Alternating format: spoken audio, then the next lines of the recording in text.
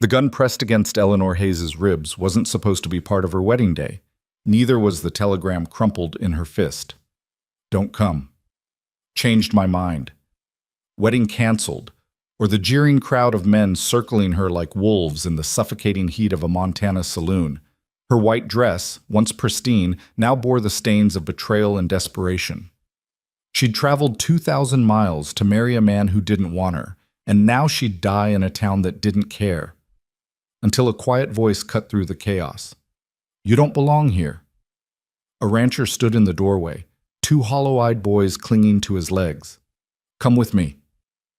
Stay until the end to see how a bride abandoned at a train station becomes the mother who saves an entire family from destruction. Like this video and comment what city you're watching from, so I can see how far this story has traveled. The summer sun beat down on Eleanor Hayes like a punishment she hadn't earned. It was July, high summer in Montana Territory, 1882, and the heat shimmered off the railroad tracks in waves that made the horizon look like water. Eleanor stood on the platform of Copper Ridge Station, her white wedding dress already darkened with sweat and the red dust that seemed to coat everything in this godforsaken place.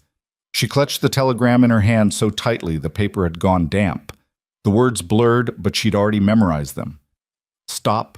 Wedding canceled. Do not proceed to Copper Ridge. Return east immediately. Callaway. 4 weeks of travel.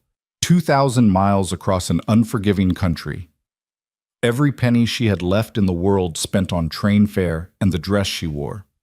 And James Callaway, the man who'd courted her through letters filled with promises of a home, a partnership, a future, had decided she wasn't worth the trouble after all. Eleanor's legs trembled. She'd been standing on this platform for 3 hours, watching the train that brought her disappear back toward civilization, while the sun climbed higher and the few people who'd bothered to glance her way moved on with their business. A bride alone, abandoned, ridiculous in her wedding finery with nowhere to go and no money to leave. The station master, a grizzled man with tobacco-stained teeth, had stopped asking if she needed help. The last time he'd approached, he'd made it clear what kind of help men in this town offered women with no protection. Eleanor had locked herself in the ladies' waiting room until he left, but she couldn't hide there forever. The sun would set eventually, and Montana nights, she'd heard, could be as dangerous as the days were harsh. She needed a plan. She needed money. She needed... Pretty thing like you shouldn't be standing around alone. Eleanor's head snapped up.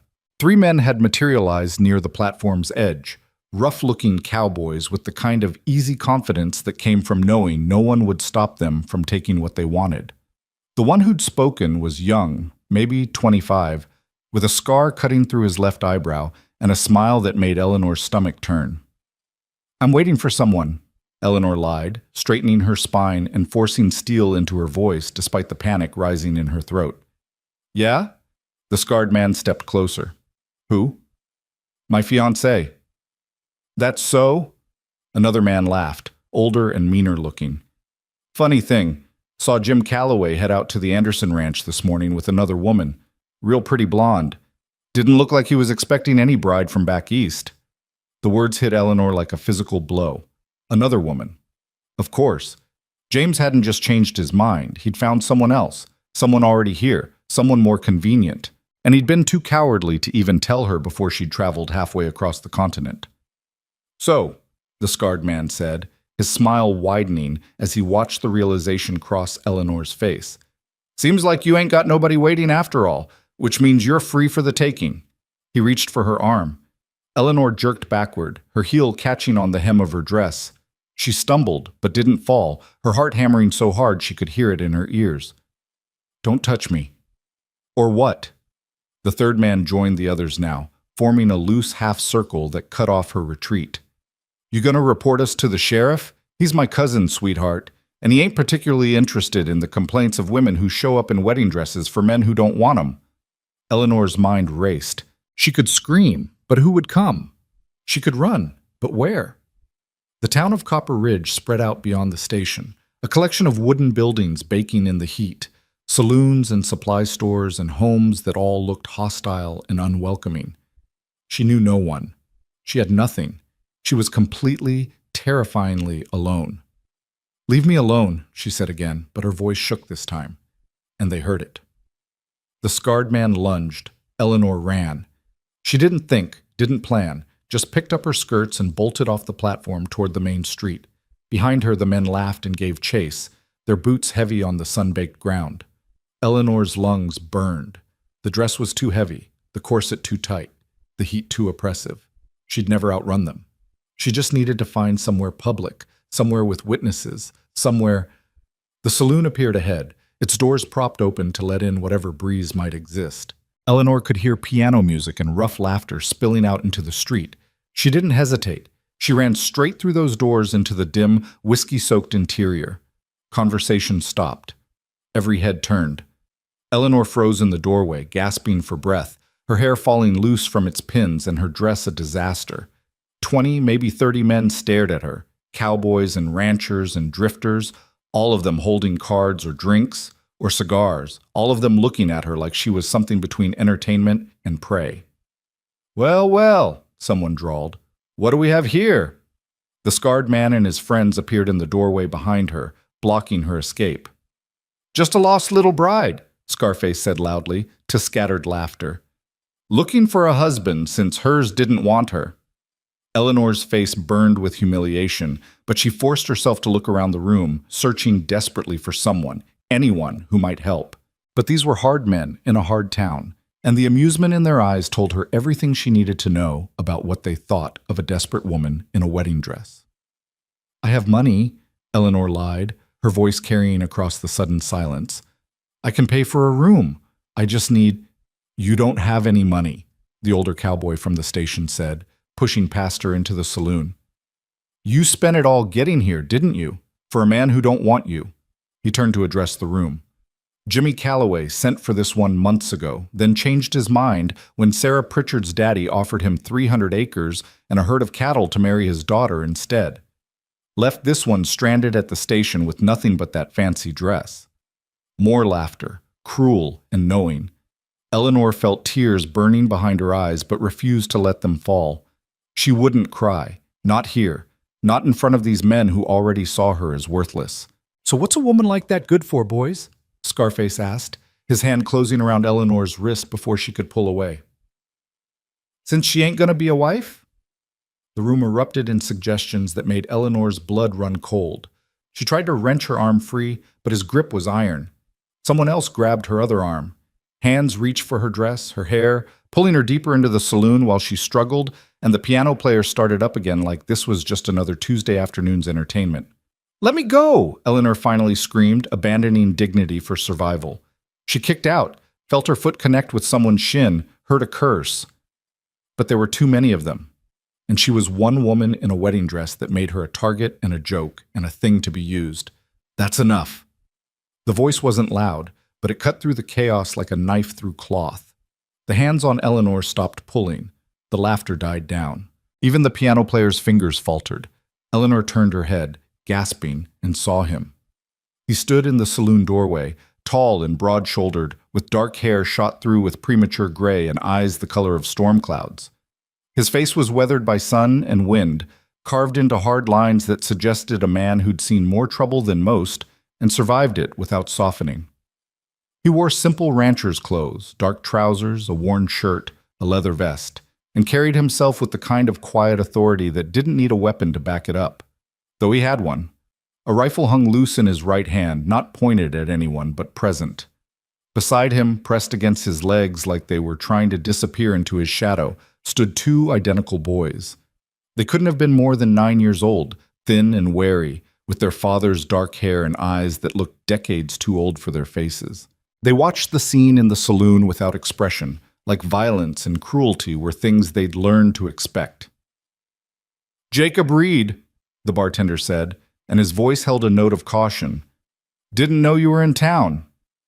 "Just finishing business," Jacob said. His gaze moved across the crowd and settled on Eleanor, still held between Scarface and his friend. Something flickered in those storm-gray eyes, recognition, maybe, or understanding. "Let her go." "Why?"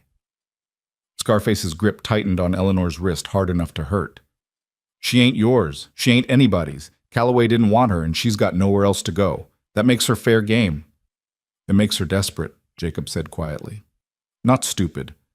She came in here looking for help, not to be mauled by men who should know better. He paused. I said let her go. There was something in his voice now, not a threat exactly, but a promise. The kind of promise that suggested Jacob Reed didn't make statements he wasn't prepared to back up. Scarface hesitated, clearly weighing his options. Around the saloon, other men shifted uncomfortably. Eleanor got the sense that Jacob Reed wasn't someone you crossed lightly, even if you outnumbered him 20-1. She's trouble, the older cowboy muttered, but he released Eleanor's other arm. Woman shows up in a wedding dress for a wedding that ain't happening. That's bad luck, bad business. Then it's lucky she's leaving, Jacob said. His eyes found Eleanor's. You don't belong here. Come with me. Eleanor stared at him.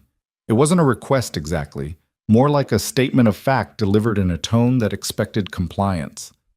But there was something in his face, some flicker of genuine concern beneath all that weathered hardness, that made her want to trust him even though she'd just learned the hardest lesson of her life about trusting men she didn't know. I don't... Her voice came out hoarse. She swallowed and tried again. I don't know you. No, Jacob agreed.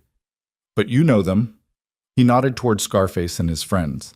And you know what happens if you stay here without money or protection. So the question isn't whether you know me. It's whether you want to live through the night. Scarface laughed, harsh and ugly.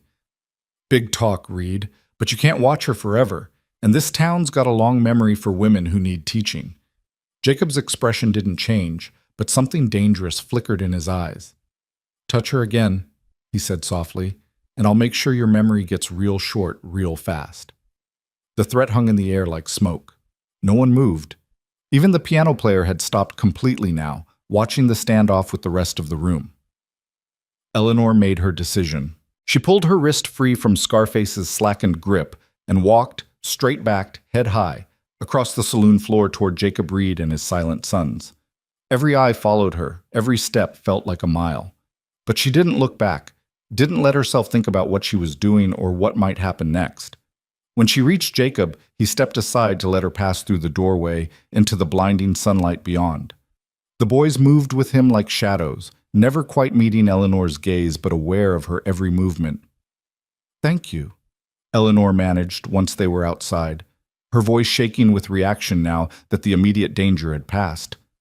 Jacob didn't respond.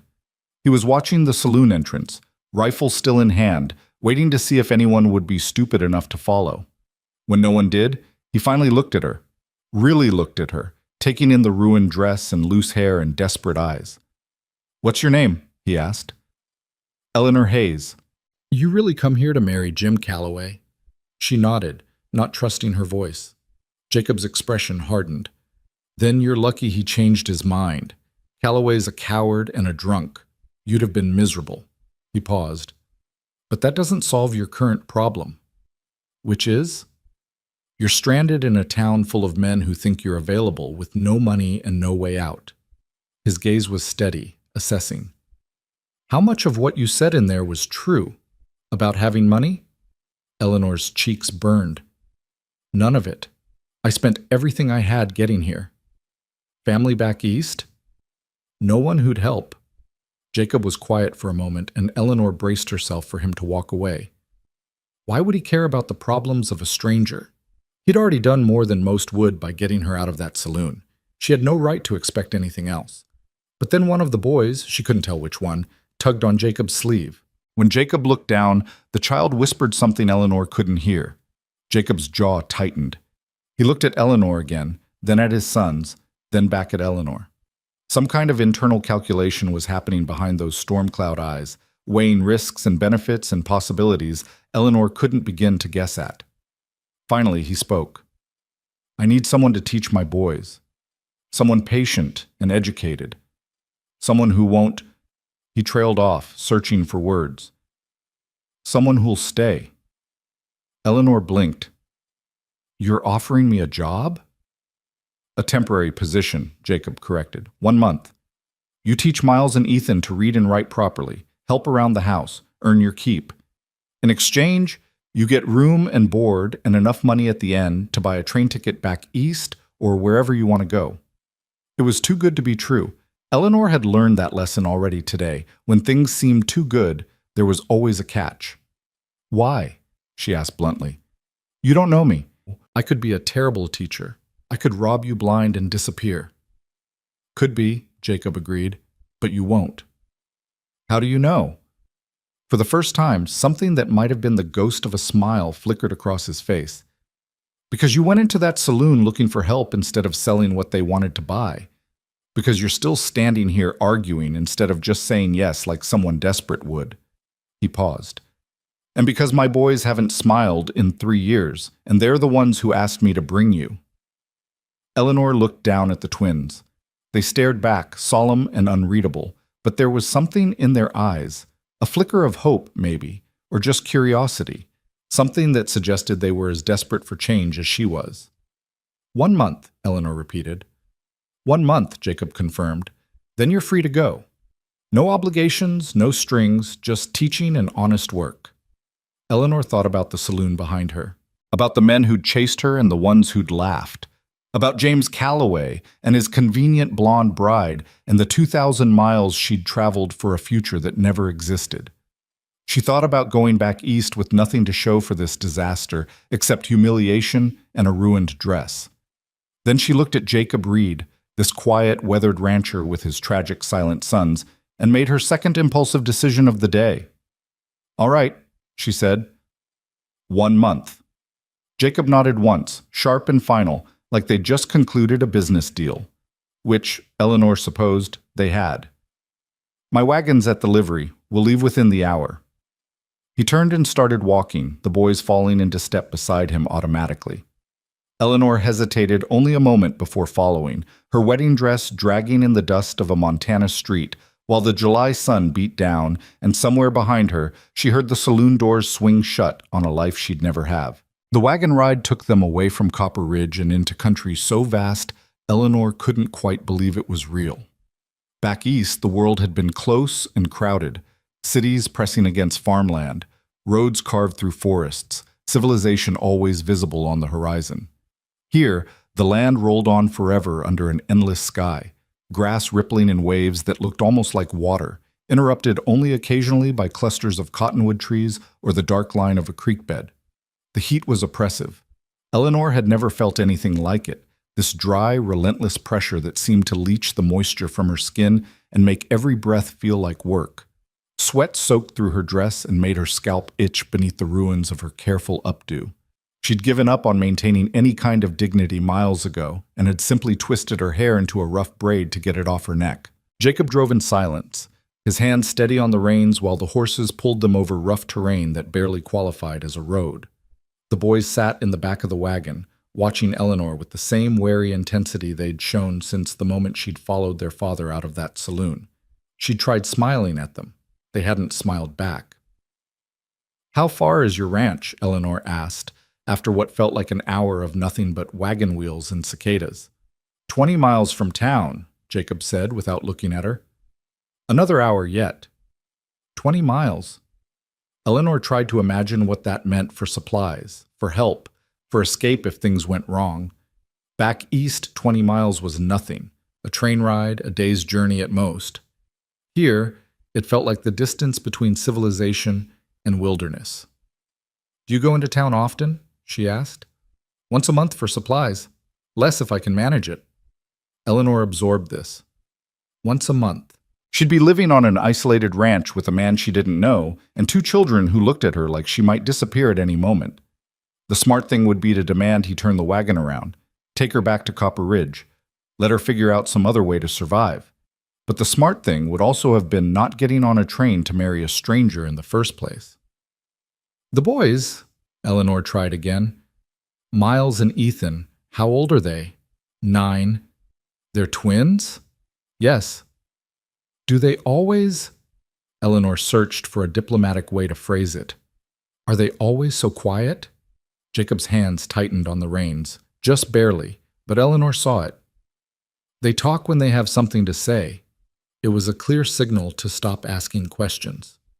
Eleanor fell silent, watching the landscape roll past and wondering what kind of tragedy could steal the voices from two 9-year-old boys.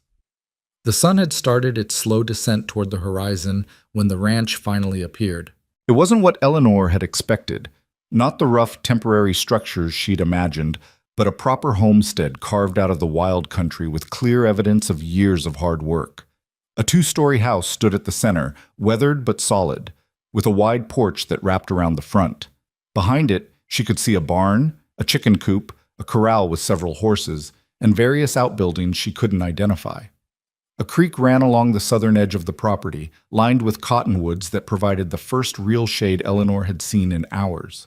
The grass here was greener, taller, waving in a breeze that smelled like water and sage, and something else she couldn't name, something that felt almost like possibility. "It's beautiful," Eleanor said before she could stop herself. Jacob glanced at her, surprise flickering across his face. "It's isolated." "That too." Eleanor watched as they drew closer, taking in details. The neat fence lines, the vegetable garden struggling against the summer heat, the way everything suggested careful maintenance despite obvious hardship. "How long have you been here?" 12 years. Built most of it myself." He brought the wagon to a halt in front of the house. "Boys were born here. Their mother—" He stopped abruptly, his jaw working like he was chewing on words he couldn't quite spit out. "She died 3 years ago." So there it was. The tragedy Eleanor had been circling around with her questions. A dead mother and 2 boys who'd stopped smiling. She wanted to ask how. Illness, accident, childbirth. But the look on Jacob's face made it clear that conversation was over before it began. "I'm sorry," Eleanor said quietly. Jacob didn't respond. He just climbed down from the wagon and reached up to help her, a gesture so automatic and unexpected that Eleanor almost fumbled it. His hand was rough with calluses, strong, and he set her on the ground like she weighed nothing. The boys had already scrambled out of the back and stood waiting by the porch steps, watching, always watching. "I'll show you where you'll sleep," Jacob said. "Then we'll go over the rules." "Rules?" "You're working here, not visiting. That means expectations." He was already walking toward the house, clearly expecting her to follow. "You'll have your own room. Used to be the sewing room before." He cleared his throat. "Before. Boys sleep upstairs, I'm downstairs.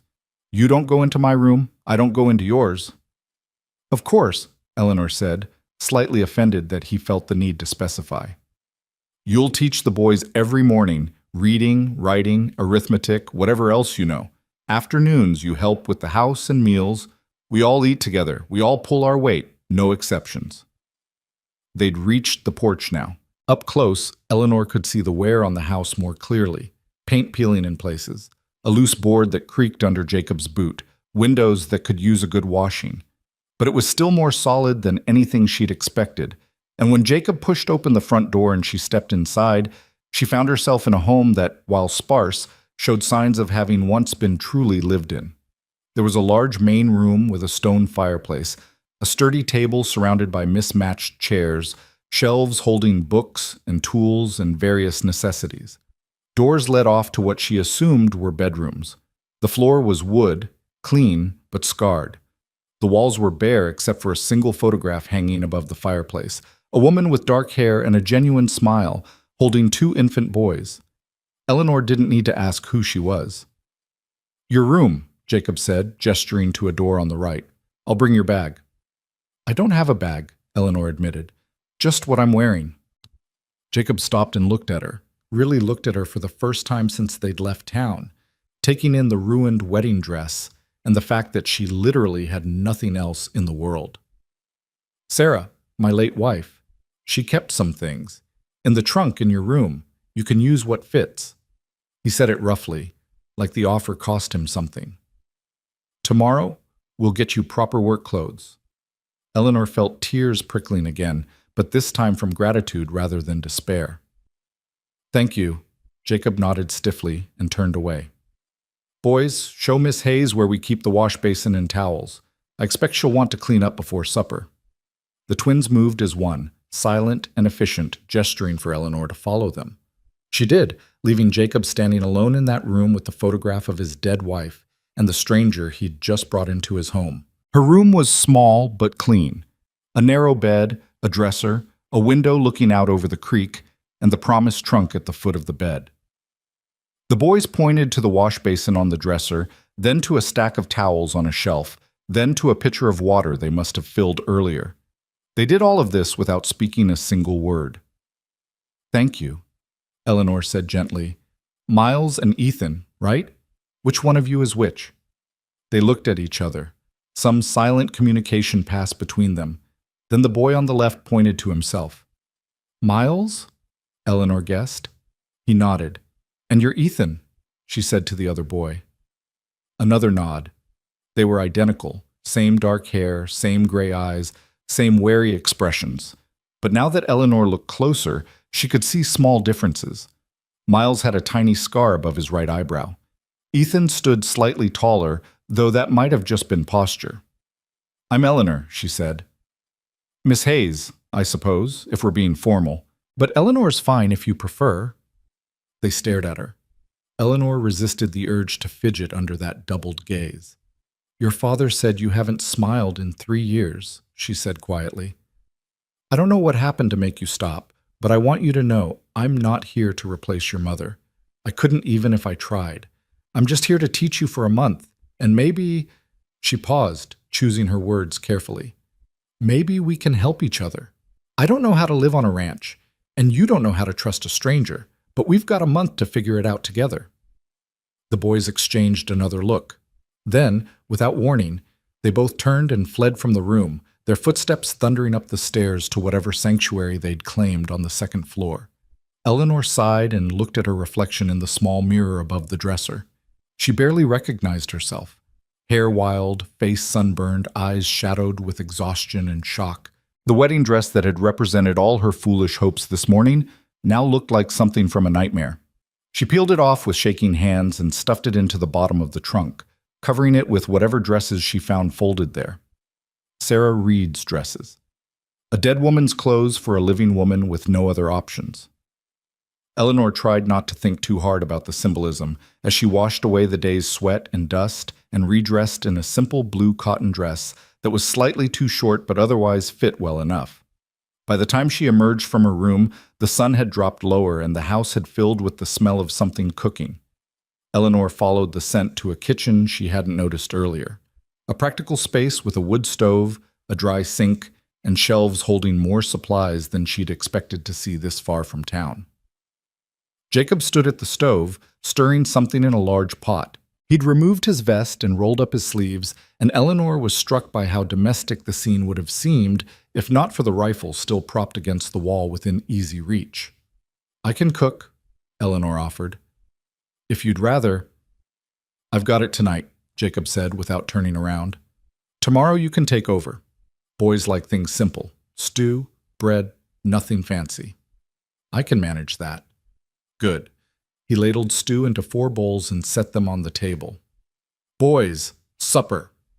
The thundering footsteps came again, and Miles and Ethan appeared at the kitchen doorway.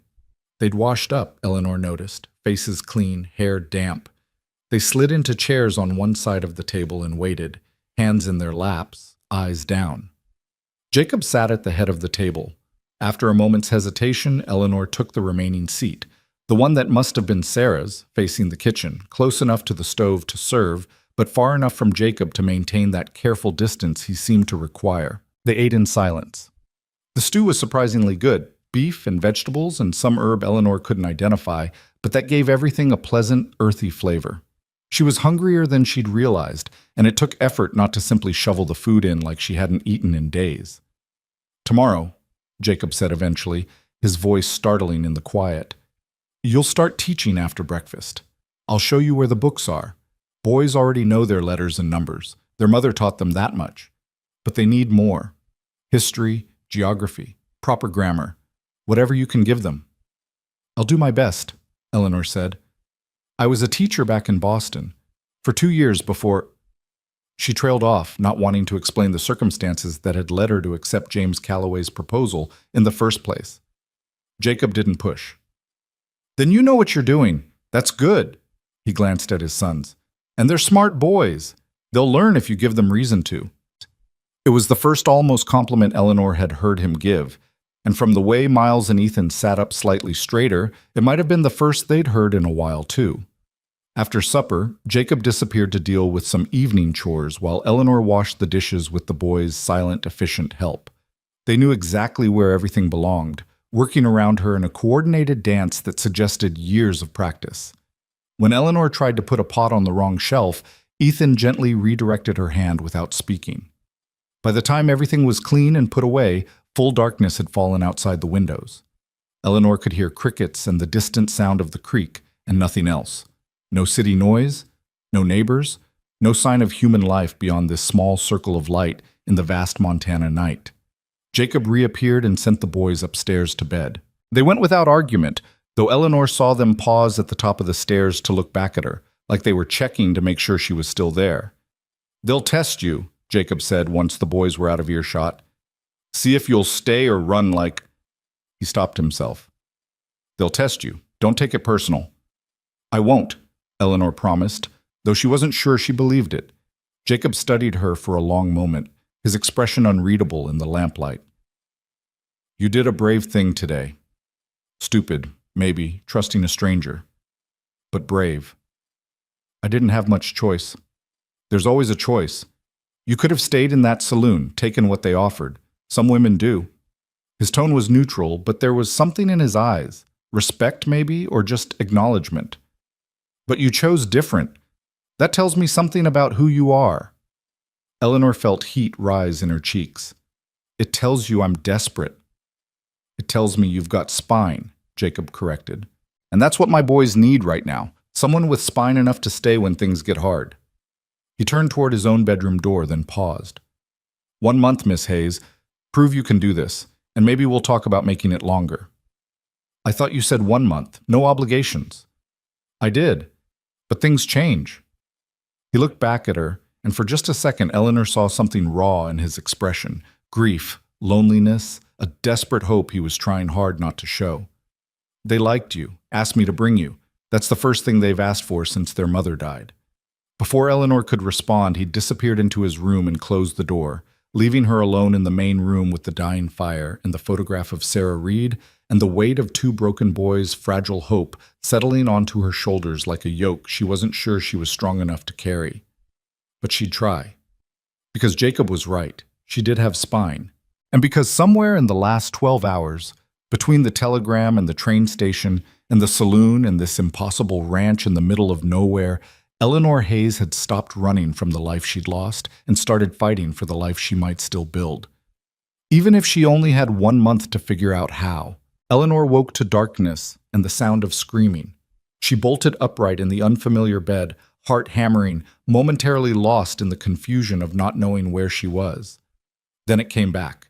The ranch, Jacob Reed, the boys, and the screaming resolved itself into a child's voice, high and terrified, coming from somewhere above her head. She was out of bed and through her door before conscious thought caught up with her body. The main room was black except for moonlight filtering through the windows, but she could see well enough to navigate to the stairs. Above, she heard Jacob's voice, low and urgent, and the continued sound of crying. Eleanor climbed the stairs quickly, her borrowed nightgown tangling around her legs. The second floor was a single large room that had been divided by curtains into sleeping areas, one side for the boys, one side apparently for storage. A lamp had been lit, throwing wavering shadows across the walls. Jacob knelt beside one of the narrow beds, his hands on his son's shoulders. "Ethan."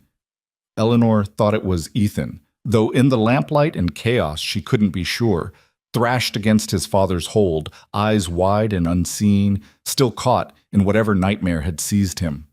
Miles sat in the other bed, knees pulled to his chest, watching his brother with an expression of such weary familiarity that it broke Eleanor's heart. "It's all right," Jacob was saying, his voice steady despite the strength it must have taken to hold a 9-year-old in the grip of night terrors. "You're safe. You're home. It's all right."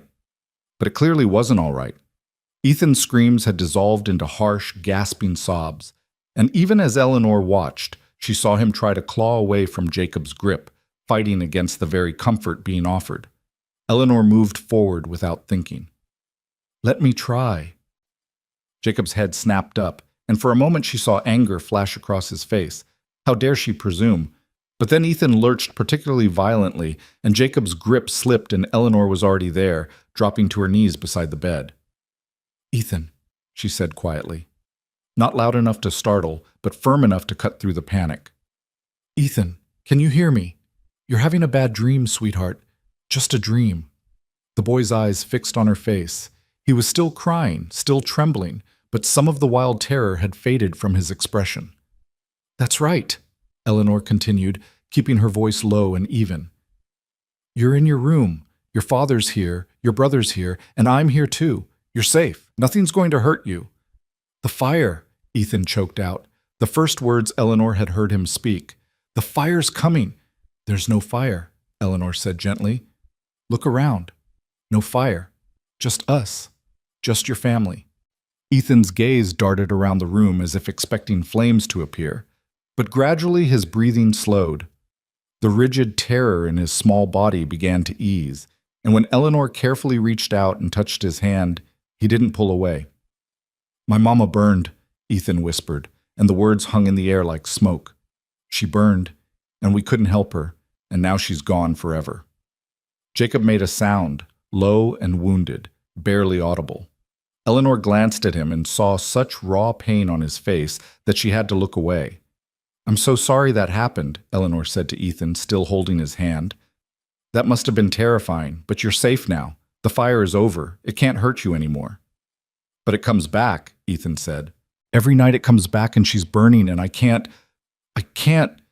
His voice broke, and this time when Eleanor opened her arms, the boy collapsed into them, sobbing against her shoulder with the kind of desperate grief that suggested he'd been holding it in for far too long.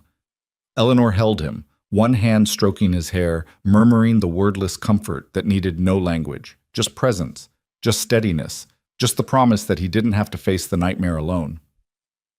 Over Ethan's shaking shoulders, Eleanor met Jacob's eyes.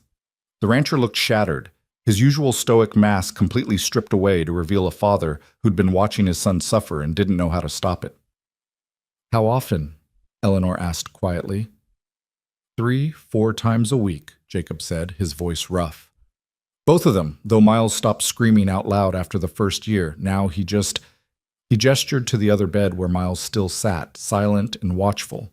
"He just stays quiet and waits for it to pass." Eleanor's chest tightened. She looked at Miles, who stared back with those two old eyes, and she understood suddenly why Jacob had brought her here, why he'd offered her this job with such quiet desperation. Because his sons were drowning in grief and trauma, and he didn't know how to save them.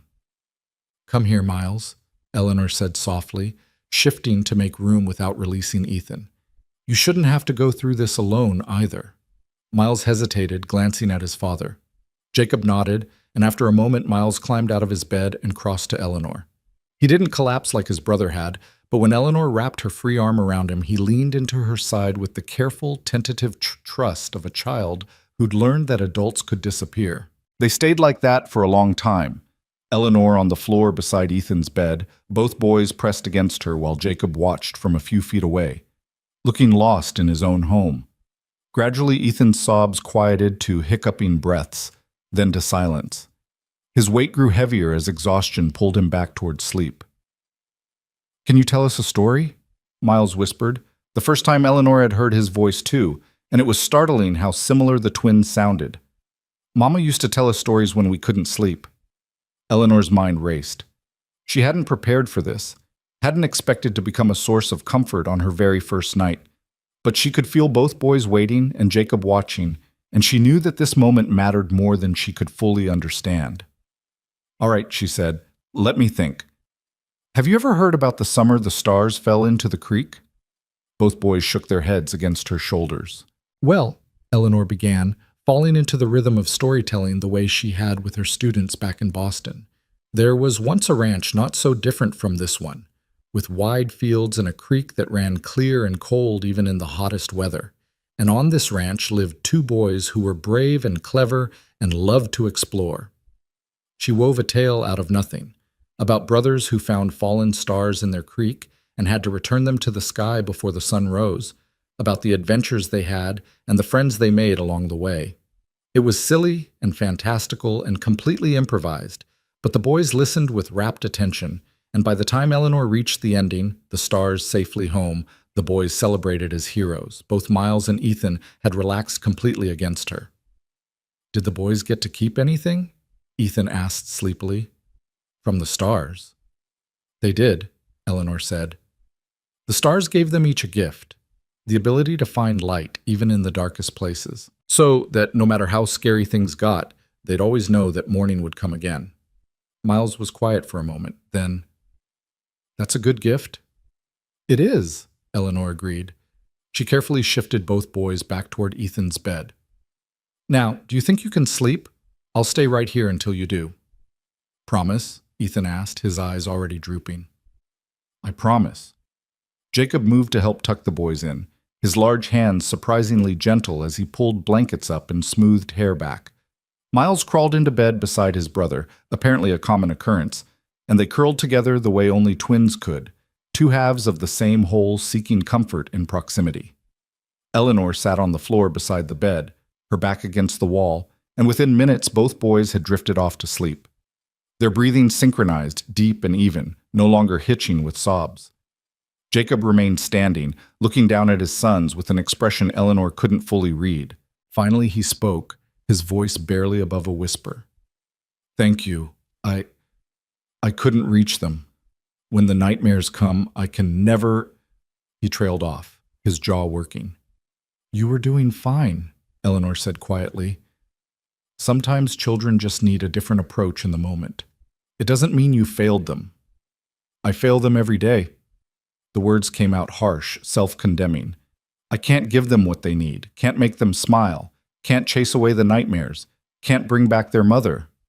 "No one can bring her back," Eleanor said. "And maybe that's not what they need. Maybe they just need to know they're allowed to heal, that it's all right to have nightmares and it's all right to be sad, but it's also all right to eventually be happy again." Jacob looked at her then, really looked at her, and Eleanor saw something shift in his expression. "You said you were a teacher in Boston. Why'd you leave?" Eleanor hadn't expected the question, and for a moment she considered deflecting, but something about the darkness and the intimacy of the moment, both of them keeping vigil over sleeping children, made honesty feel necessary. "My students' parents thought I was too modern in my methods," she said carefully. "Too willing to question traditional approaches, too—" She paused, searching for the right word. "Too much. I was dismissed, and I had no family to fall back on, no other prospects. When James Calloway's proposal came, it seemed like a chance to start over somewhere that might value independence instead of punishing it. Seems like you got something different than you bargained for." Eleanor almost laughed. "That's an understatement." "You could still leave," Jacob said. "When the month's up, go back east, find another teaching position somewhere that appreciates what you can do." "I could?" Eleanor agreed. She looked down at the sleeping boys, at the way they held on to each other, even in sleep. "Or I could stay. See if I can actually help." "They're already attached to you," Jacob warned. "If you leave after making them care, it'll hurt them worse than never having you at all." "Then I'll have to make sure I don't make promises I can't keep," Eleanor said. She met Jacob's gaze steadily. 1 month. That's what we agreed. I'll give you everything I have for that month, and at the end, we'll see where we stand." Jacob studied her for a long moment, then nodded slowly. "Fair enough." He moved toward the stairs. "I'll leave the lamp burning low in case they wake again. You should get some sleep, Miss Hayes. Morning comes early on a ranch." "Eleanor," she said, "if I'm going to be living here, you might as well call me Eleanor." He paused at the top of the stairs. "Jacob, then. Good night, Eleanor." "Good night." She listened to his footsteps descend, heard his bedroom door close, and then she was alone with the sleeping boys and the low lamplight and the weight of what she'd just promised. 1 month. 29 days left now. 29 days to figure out if she could actually help heal a family that had been broken by fire and loss. Eleanor closed her eyes and let herself doze, her back against the wall, close enough to the boys to hear if they stirred but far enough to give them space. She'd learned long ago to sleep lightly, to wake at the slightest sound, a skill developed from years of being responsible for herself with no safety net. She would need all those skills now. Morning came with rooster crow and the gray light of pre-dawn. Eleanor woke stiff and sore from sleeping on the floor, but when she checked the boys, they were still sleeping peacefully, their faces relaxed in a way that made them look actually 9 years old instead of 90. She crept downstairs to find Jacob already up, coffee brewing on the stove and the smell of bacon filling the kitchen. He glanced at her as she entered, taking in her wrinkled nightgown and sleep-tangled hair, but didn't comment. "Coffee?" he offered. "Please." He poured her a cup, strong and black, and returned to the bacon. They worked in companionable silence, Jacob cooking while Eleanor set the table and tried to remember where everything was stored. By the time the boys appeared, drawn by the smell of breakfast, there were plates of bacon and eggs and fresh bread waiting. The boys looked better this morning, rested, calmer. They slid into their usual seats and ate with good appetite while Eleanor watched them covertly, trying to understand the children she'd be teaching. "After breakfast," Jacob said, "I'll show Eleanor where the books are kept, and you boys will start your lessons. I'll be working on the south fence line if you need me, but I expect you to mind Eleanor and do what she asks. Understood?" Both boys nodded. "And Eleanor," Jacob continued, turning to her, "the boys know their chores. They'll need to do them in the afternoon, feeding chickens, collecting eggs, helping with whatever needs doing. But mornings are for learning." "Understood," Eleanor said, mirroring the boys. The corner of Jacob's mouth twitched, not quite a smile, but close. "Good." After breakfast, Jacob led Eleanor to a small room off the main living area that she hadn't noticed the night before. It was barely more than a closet, really, but it held a small desk, 2 chairs, and several shelves of books that made Eleanor's heart sing with recognition. Literature, history, mathematics, geography, a better collection than she'd expected to find this far from civilization. "Sarah collected them," Jacob said, running his hand along one shelf with unconscious tenderness. "She believed education was the most important thing we could give the boys. She taught them every day until—" He stopped, cleared his throat. "Until she couldn't anymore. I've tried to keep it up, but I'm not a teacher. They need more than I can give them." Eleanor pulled out a geography text and flipped through it, noting the careful handwriting in the margins. Sarah's notes to herself about what to emphasize, what the boys enjoyed. It felt both intimate and sad, reading the thoughts of a woman who'd never expected to die so young. "I'll do my best to continue her work," Eleanor said quietly. Jacob nodded and left her there. A moment later, she heard the front door close and knew he'd gone out to face whatever work a ranch required. The boys appeared in the doorway, waiting. Eleanor smiled at them. "Well then, shall we begin?"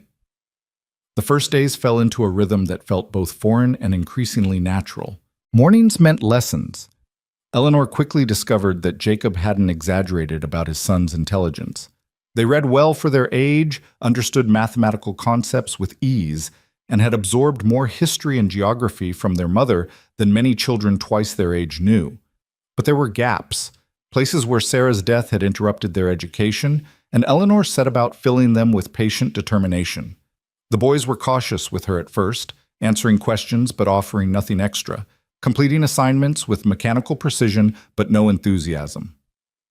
But gradually, as the days passed and Eleanor proved she wasn't going to disappear or hurt them or try to replace their mother, they began to thaw.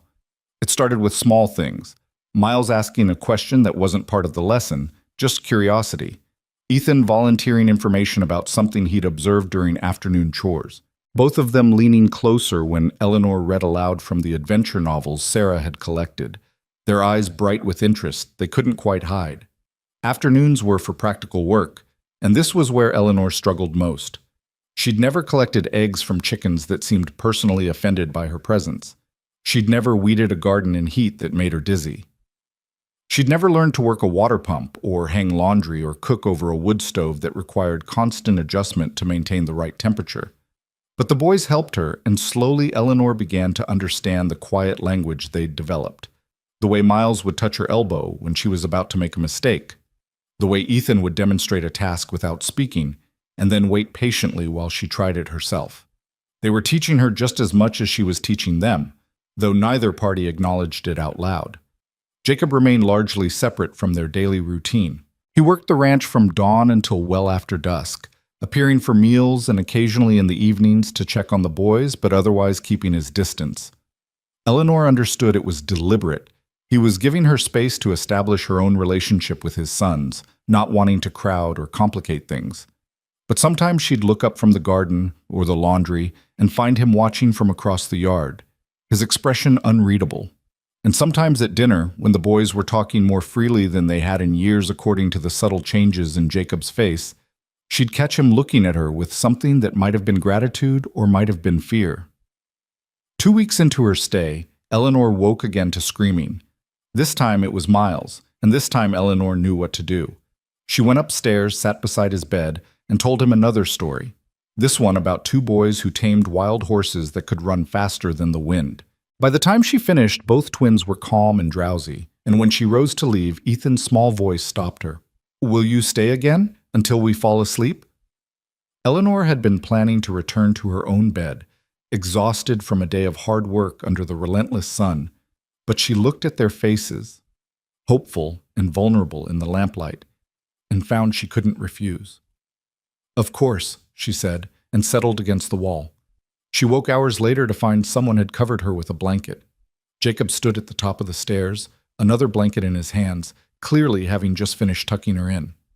Their eyes met in the dim light. Neither spoke. Jacob simply nodded once, acknowledgement, maybe, or thanks, and disappeared back downstairs. Eleanor pulled the blanket closer and let herself drift off again, warmed by more than just wool.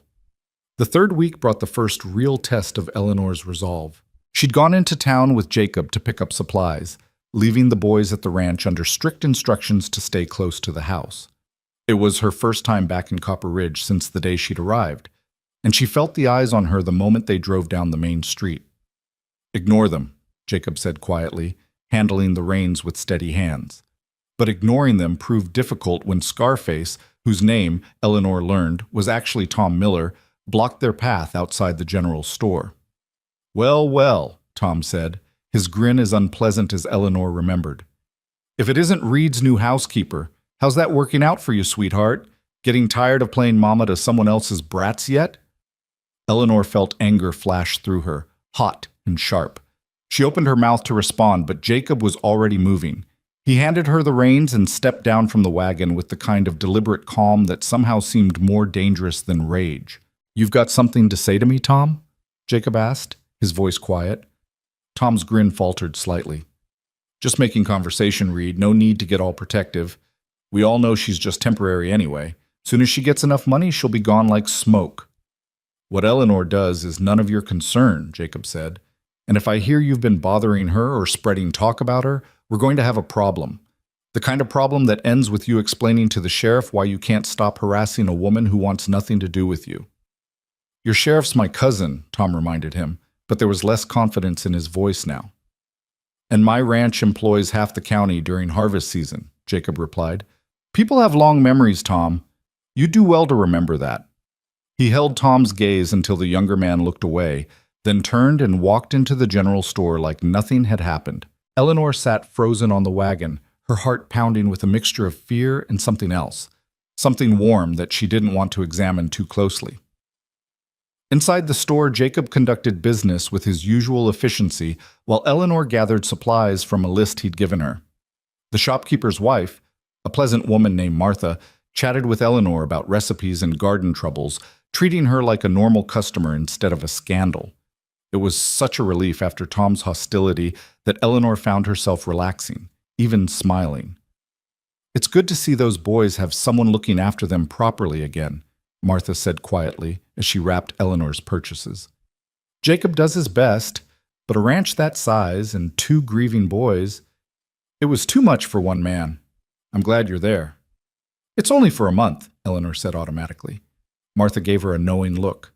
"That's what my sister said when she came out here to help her cousin with the children. She's been here 23 years now, married to the rancher next door, with 5 children of her own." She smiled. "Sometimes temporary has a way of becoming permanent, if you let it." Eleanor didn't know how to respond to that, so she simply thanked Martha and carried her packages out to the wagon. Jacob was already there, loading supplies into the back. He helped her up without comment, and they drove out of town in silence. They were halfway home when Jacob finally spoke.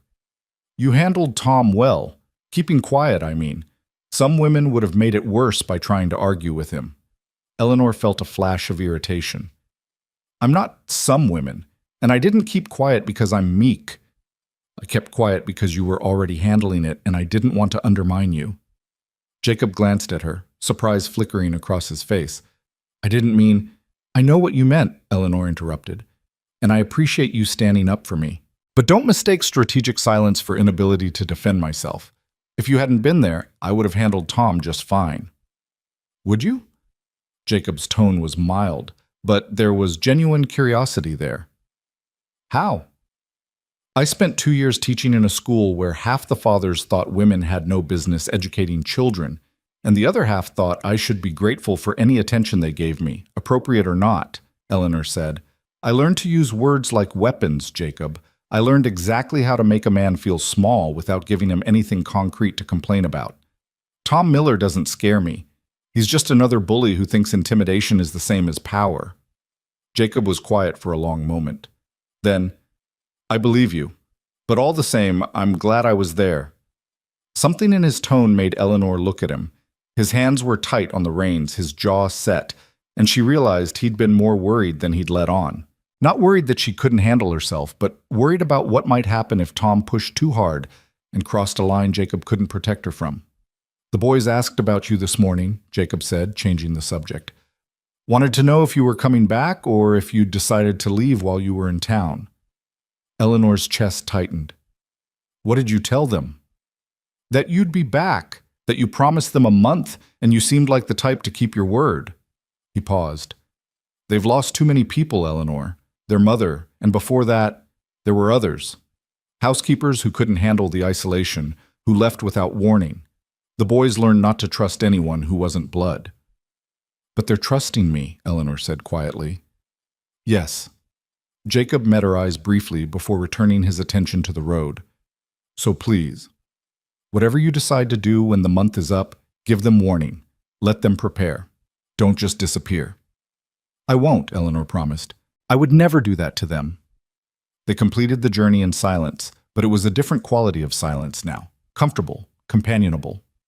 When they finally pulled up to the ranch, the boys came running from the house, and Eleanor felt something shift in her chest at the sight of their eager faces. She was getting attached.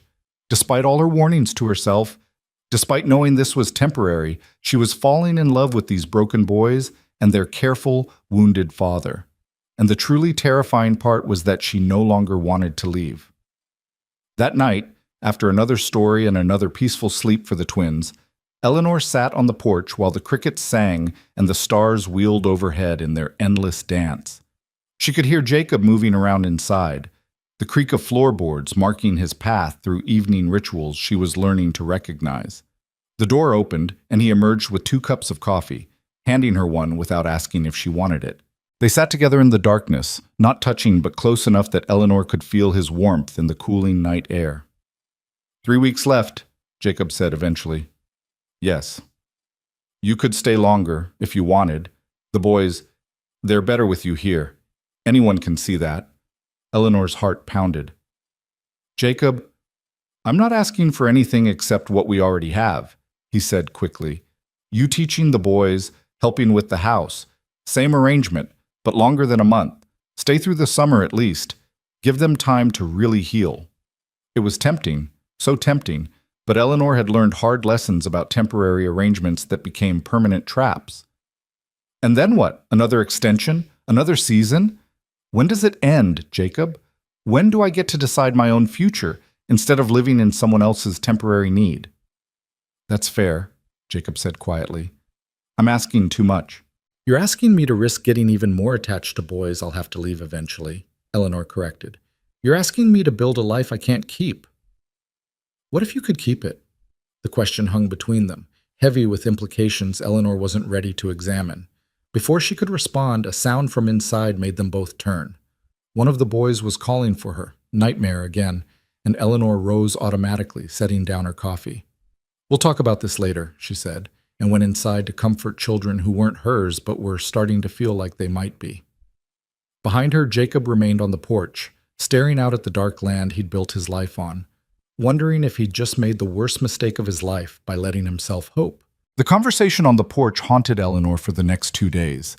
She went through the motions, teaching the boys, managing the house, learning the endless rhythms of ranch life. But Jacob's question echoed in her mind. What if you could keep it? What did that even mean? Marriage? Permanent employment? Some undefined arrangement that would leave her trapped between belonging and always being the outsider? She was still wrestling with it on the third night when she woke, not to screaming, but to the sharp smell of smoke. Eleanor's eyes snapped open. For a moment she thought she was dreaming, that the boys' nightmares had somehow infected her sleep. But no.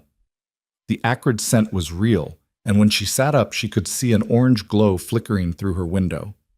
Fire. She was out of bed and running before fear could freeze her. "Jacob!" she screamed, flinging open her door. "Jacob, fire!" He emerged from his room already pulling on boots, his face grim in the strange light. "Get the boys. Get them outside, away from the buildings. I'll handle the fire." Eleanor took the stairs 2 at a time, her heart in her throat. The upper floor was filling with smoke, not thick yet, but enough to make her eyes water. She could hear crackling now, hungry and close, coming from somewhere below. "Miles? Ethan!" She reached their beds and shook them awake. Both boys came up confused, disoriented, and then their eyes went wide with terror as they smelled the smoke. "No," Ethan whispered. "No, no, not again." "Listen to me," Eleanor said, gripping both their shoulders hard enough to hurt. "We're getting out. Right now. Stay with me. Stay close, and we're going to be fine." But Ethan had gone rigid with panic, his breathing coming in short, sharp gasps that Eleanor recognized as the beginning of a full breakdown. Miles grabbed his brother's hand, his own face pale with fear, but he stayed focused. "Come on," Miles urged. "Ethan, we have to go." Eleanor said we have to go.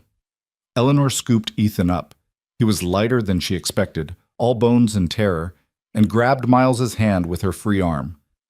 "Stay low. If the smoke gets bad, cover your mouth with your shirt. Don't let go of me." They made it down the stairs into chaos. The fire had started in the hay barn. Eleanor could see it through the window, flames climbing the dry wood with terrifying speed. But embers had jumped to the main house, and now the kitchen was burning, fire eating through the wall with hungry efficiency. Jacob was already there with buckets, trying to contain it, but Eleanor could see it was a losing battle. The summer had been too dry, the wind too strong. Everything was kindling, waiting for a spark. "Get them out!" Jacob shouted when he saw her. "Take them to the creek and stay there!" Eleanor didn't argue. She ran for the front door, Miles keeping pace beside her while Ethan clung to her neck, his face buried in her shoulder. Outside, the world had gone mad with firelight and shadow. The barn was fully engulfed now, flames reaching toward the star-filled sky. Embers drifted on the wind like hellish snow. Eleanor ran toward the creek, her bare feet finding stones and thorns but not stopping. Behind her she could hear Jacob shouting orders to himself, the crash of timbers as part of the barn collapsed. The horses were screaming in the corral, trapped, terrified. "The horses," Miles gasped. "Papa needs to get the horses." "Your father knows what he's doing," Eleanor said, though she wasn't sure she believed it. She reached the creek bank and set Ethan down in the shallow water, then pulled Miles in beside him. "Stay here. Don't move. I need to help your father." "No!" Both boys grabbed for her. "Don't leave us. Mama left and she never came back." Eleanor's heart shattered, but she made herself pry their hands loose. "I'm coming back. I promise you, I'm coming back. But your father needs help or we're going to lose everything." She ran back toward the inferno before she could let herself think about what she was doing. The heat hit her like a wall 20 feet from the house, so intense it felt like her skin might blister just from proximity. Jacob had given up on the house and was now focused on the corral, trying to get the panicked horses through the gate. Eleanor grabbed a bucket from the pump and started hauling water, throwing it on the embers that kept landing on the porch, the roof, anywhere the wind carried them. It was futile, like fighting a wildfire with a thimble, but she couldn't just stand there and watch everything burn. "Eleanor, get back to the boys!" Jacob shouted, fighting with a terrified mare that refused to leave the corral despite the open gate. "Not without you."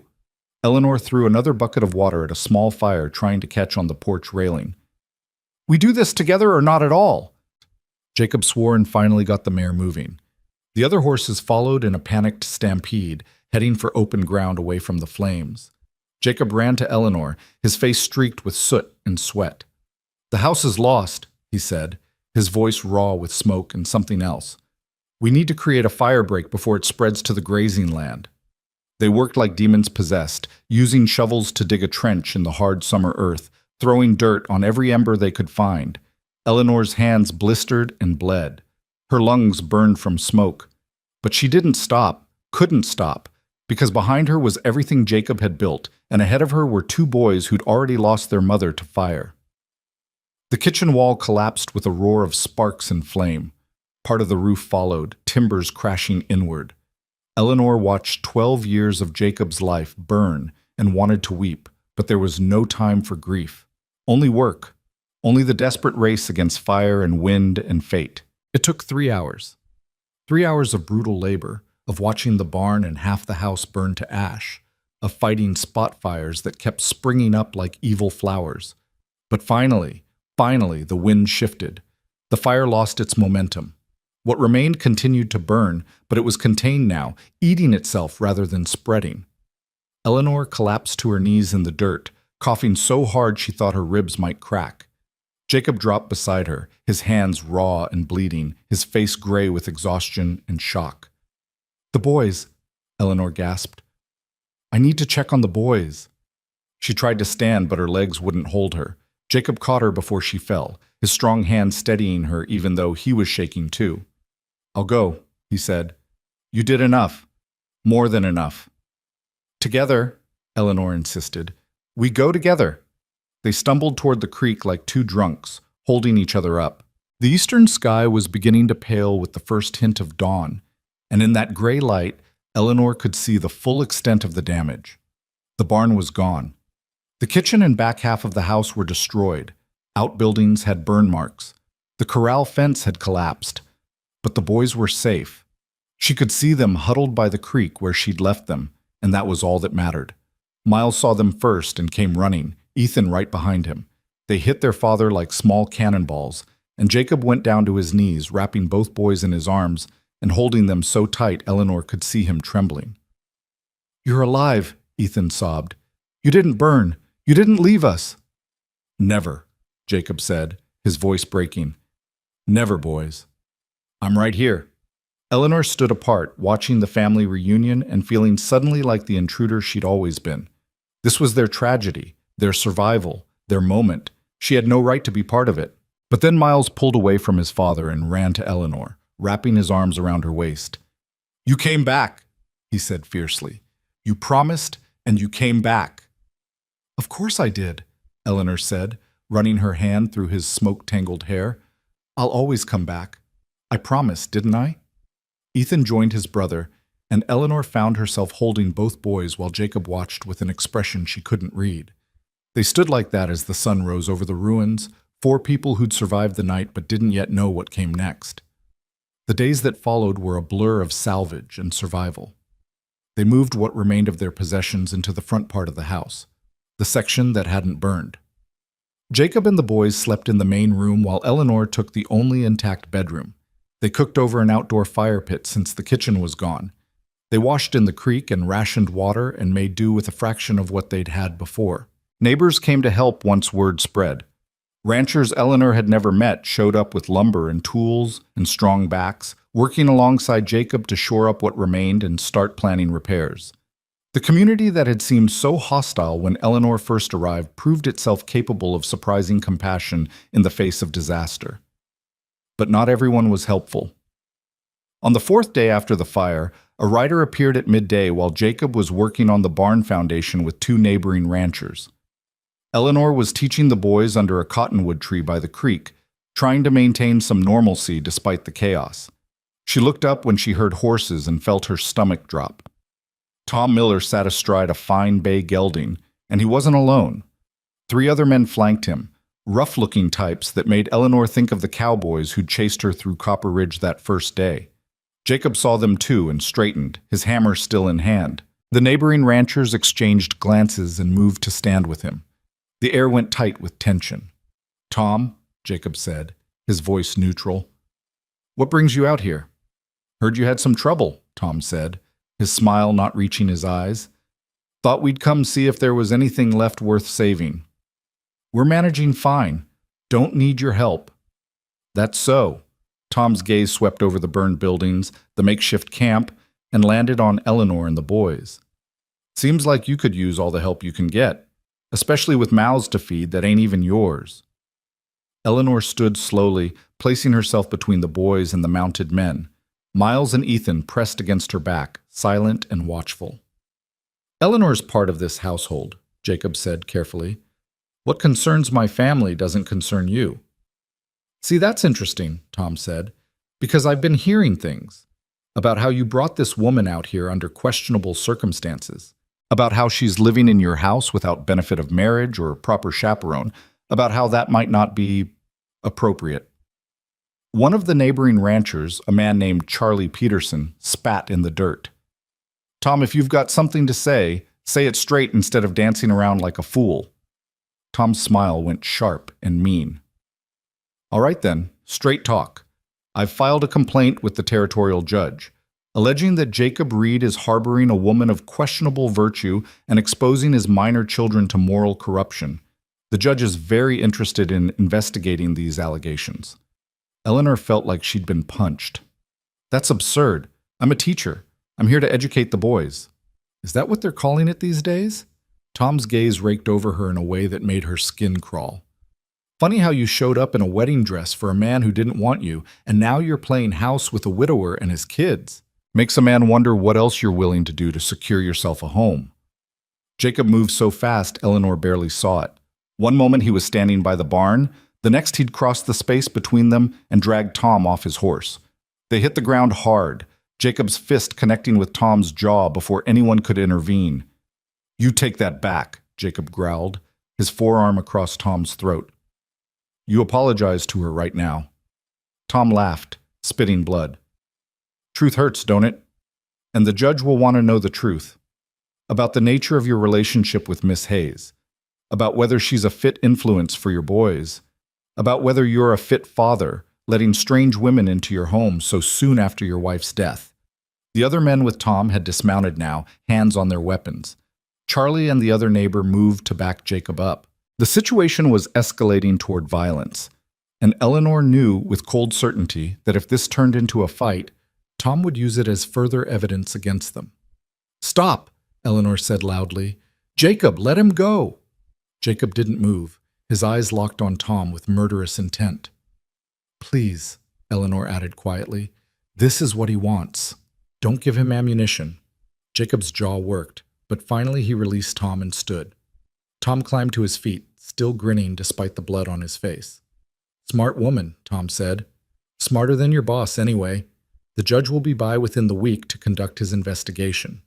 I suggest you prepare your story carefully, Miss Hayes, because if the judge finds evidence of impropriety, those boys will be removed from this house faster than you can blink." He swung back onto his horse, his companions following suit. "Oh, and Jacob, you might want to consider whether keeping her around is worth risking your sons. Because I guarantee you the judge won't look kindly on a man who puts his own comfort above his children's welfare." They rode off, leaving a cloud of dust and sick dread in their wake. Jacob turned to Eleanor, his face stricken. "I'm sorry, I should have—" "You should have what? Known that Tom Miller is vindictive enough to weaponize territorial law?" Eleanor shook her head. "This isn't your fault. It's my responsibility," Jacob said. "You're here because of me, and now you're being attacked because of me." Charlie cleared his throat. "Jacob, listen. Tom's been looking for a way to hurt you since you beat him in that land dispute 2 years ago. This ain't about Eleanor. It's about him wanting revenge and seeing an opportunity." "Doesn't matter what it's about," Jacob said heavily. "What matters is the judge will come and he'll investigate, and if he finds any reason to believe the boys are in an improper situation, then we make sure he doesn't find one," Eleanor interrupted. She was thinking fast now, her mind racing through possibilities and consequences. "I'll leave." "What?" Jacob and both boys spoke simultaneously, their voices sharp with panic. "I'll go back to Copper Ridge, find a room at the boarding house," Eleanor continued. "Remove myself from the situation entirely. Then there's nothing for the judge to investigate. No impropriety, no scandal, just a teacher who was temporarily employed and has now left." "No," Miles said, grabbing her hand. "You can't go. You promised you wouldn't leave us." "I promised I wouldn't disappear without warning," Eleanor corrected gently. "This is different. This is me leaving to protect you." "It's exactly the same," Ethan's voice cracked. "Everyone leaves. Everyone dies or goes away and we're always alone again." Eleanor dropped to her knees in front of the boys, taking both their hands. "Listen to me. If I stay and the judge decides your father is unfit because of me, you could be taken away from him, sent to live with strangers, split up, put in institutions. I won't risk that. I won't be the reason you lose everything." "There has to be another way," Jacob said, his voice raw. "There is," Charlie said quietly. Everyone turned to look at him. He shifted uncomfortably under the attention. "You could marry her." Silence fell like a stone. "What?" Eleanor managed. "Makes sense," Charlie continued, warming to his argument. "You need a mother for the boys. Eleanor needs a home and protection. Get married, make it legal and proper, and Tom's got nothing. The judge can't complain about impropriety if you're man and wife." "That's insane," Eleanor said. "We barely know each other. Marriage it's not something you do to win a legal dispute." "People marry for all kinds of reasons out here," Charlie said pragmatically. "Love's a luxury. Partnership, mutual need, convenience, those are the foundations most marriages are built on in the territories. And from what I've seen, you two work well together. The boys love her, Jacob, and she clearly cares about them. That's more than a lot of couples start with."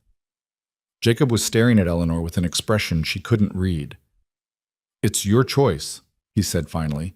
"I won't force you into anything, but if you're willing, it would solve the problem." Eleanor's mind spun. Marriage. To a man she'd known for less than a month. A man whose dead wife's dresses she wore, whose sons she was growing to love, whose grief still hung over this burned ranch like smoke. But what were her alternatives? Go back to Copper Ridge and watch from a distance as Tom Miller destroyed this family out of spite? Return east to nothing and no one, carrying the guilt of abandoning children who'd already been abandoned too many times? She looked at the boys, Miles and Ethan watching her with desperate hope in their eyes, already bracing for another loss. She looked at Jacob, steady and strong despite everything, offering her a choice that was really no choice at all. She looked at the burned buildings and the salvaged life and the community that had rallied around them, and she made her decision. "All right," Eleanor said. "I'll marry you." The wedding happened 3 days later in the front room of what remained of the Reed house. Charlie Peterson served as witness along with his wife Martha.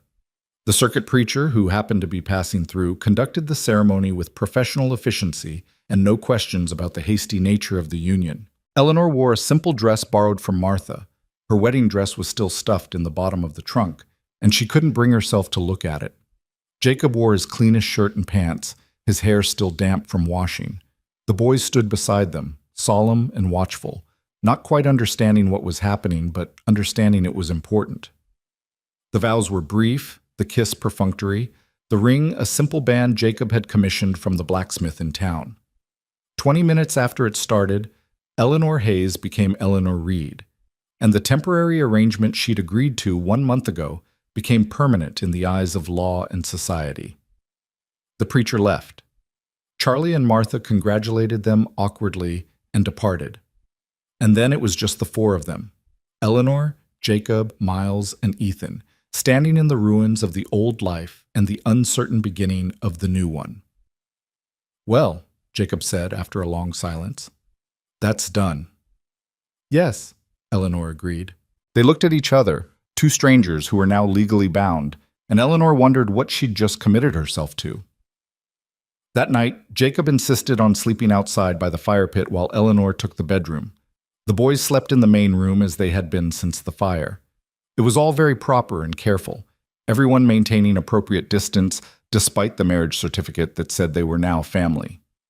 Eleanor lay awake listening to the night sounds and trying to process what she'd done. Married. She was married to Jacob Reed, mother to his sons, mistress of a half-burned ranch in the middle of Montana. It was so far from anything she'd imagined for her life that she couldn't quite believe it was real. The judge arrived the following afternoon.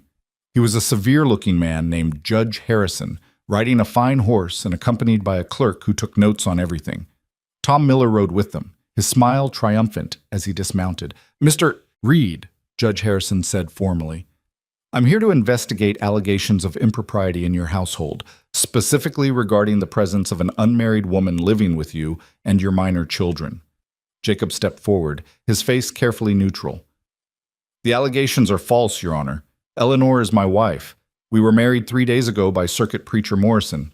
Charlie Peterson and his wife served as witnesses." The judge's eyebrows rose. Tom's smile faltered. "Your wife," Judge Harrison repeated. "Yes, sir. Eleanor Reed, formerly Eleanor Hayes. We married in the presence of witnesses and in accordance with territorial law." Jacob pulled out the marriage certificate. "All legal and proper." The judge examined the certificate carefully, his clerk looking over his shoulder and making notes. Tom's face had gone red with fury. "This is convenient timing," Tom said sharply. "Awfully convenient that Reed suddenly marries this woman right before your investigation." "The timing is irrelevant," Judge Harrison said. "The marriage is legal, which means there's no impropriety to investigate. Mr. Miller, you've wasted my time and the territory's resources on a complaint that has no merit." "But she was living here unmarried for weeks," Tom protested. That's still not illegal," the judge interrupted.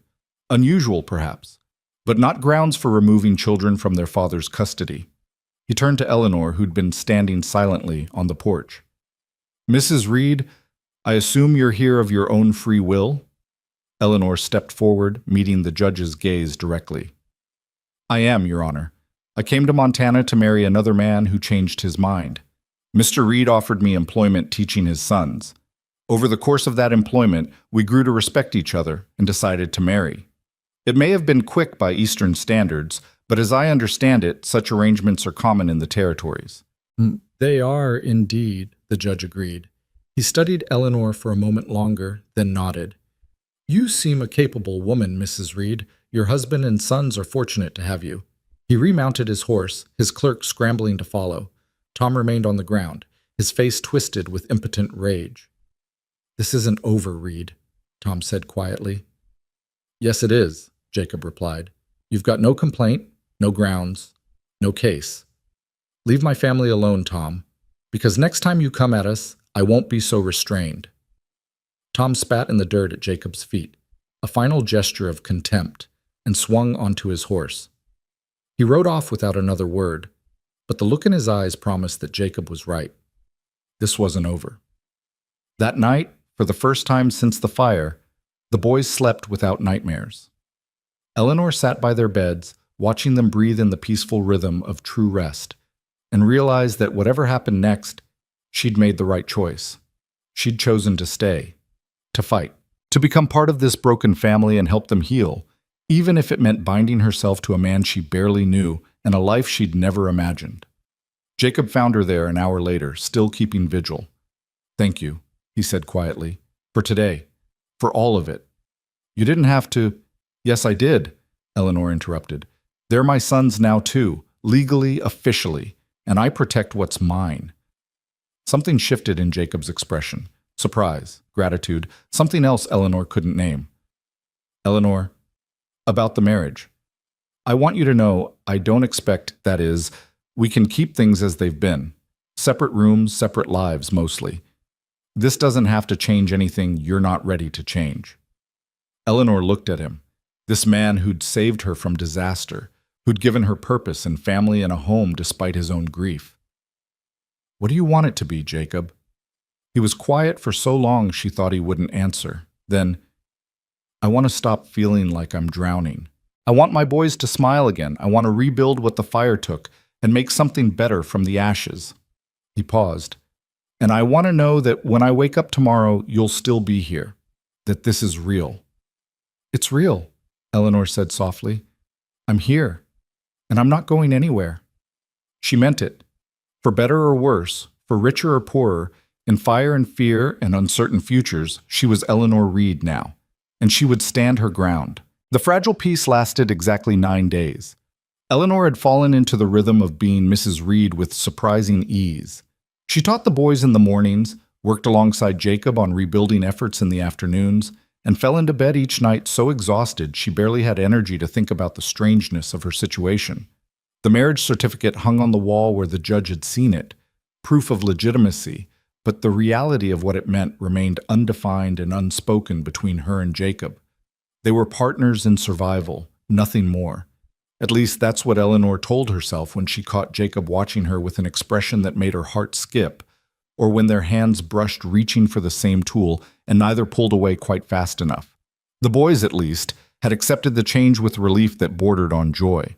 They called her Eleanor still, not mother, but there was a possessiveness in the way they stayed close to her now, a certainty that she belonged to them just as much as they belonged to her.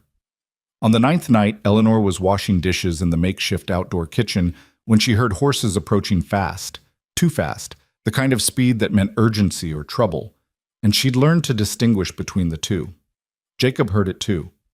He emerged from the barn with his rifle, his face already set in hard lines. "Get the boys inside, now!" Eleanor didn't argue. She wiped her hands and hurried to where Miles and Ethan were playing near the creek. "Come on, boys, inside." "But we're not done," Miles started. "Now," Eleanor said, her tone brooking no argument. Something in her voice made both boys scramble to obey. They'd just reached the porch when the riders appeared, 5 men, heavily armed, their faces shadowed by the twilight. Tom Miller led them, but these weren't the same cowboys who'd accompanied him before. These were harder men, meaner, the kind who hired out their guns and didn't ask too many questions about the work. Eleanor's blood ran cold. She pushed the boys behind her and stepped forward to stand beside Jacob, ignoring his sharp look that clearly said she should be inside.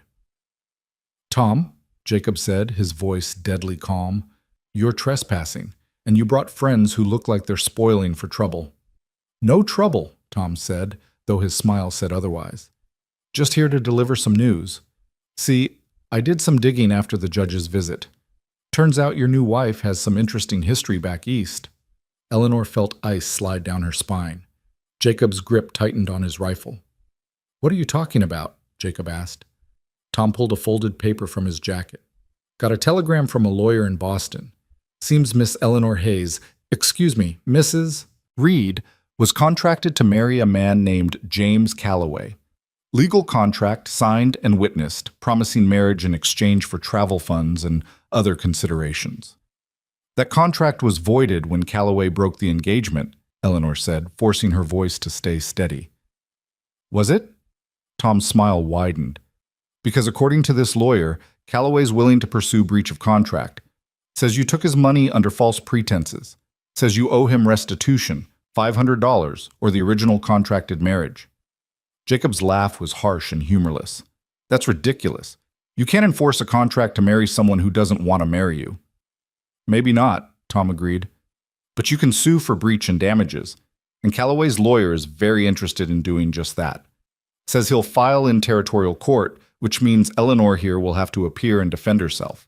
Could take months, could cost a lot of money you don't have." "What do you want, Tom?" Jacob's voice had gone dangerously quiet. Tom leaned forward in his saddle. "I want you broken, Reed. I want you to lose everything the way I lost that land because of your interference. And I'll use whatever tools I have to make that happen." His gaze shifted to Eleanor. "Including your convenient wife." "You're insane," Eleanor said. "James Calloway doesn't want me. He married someone else. He has no interest in pursuing any contract."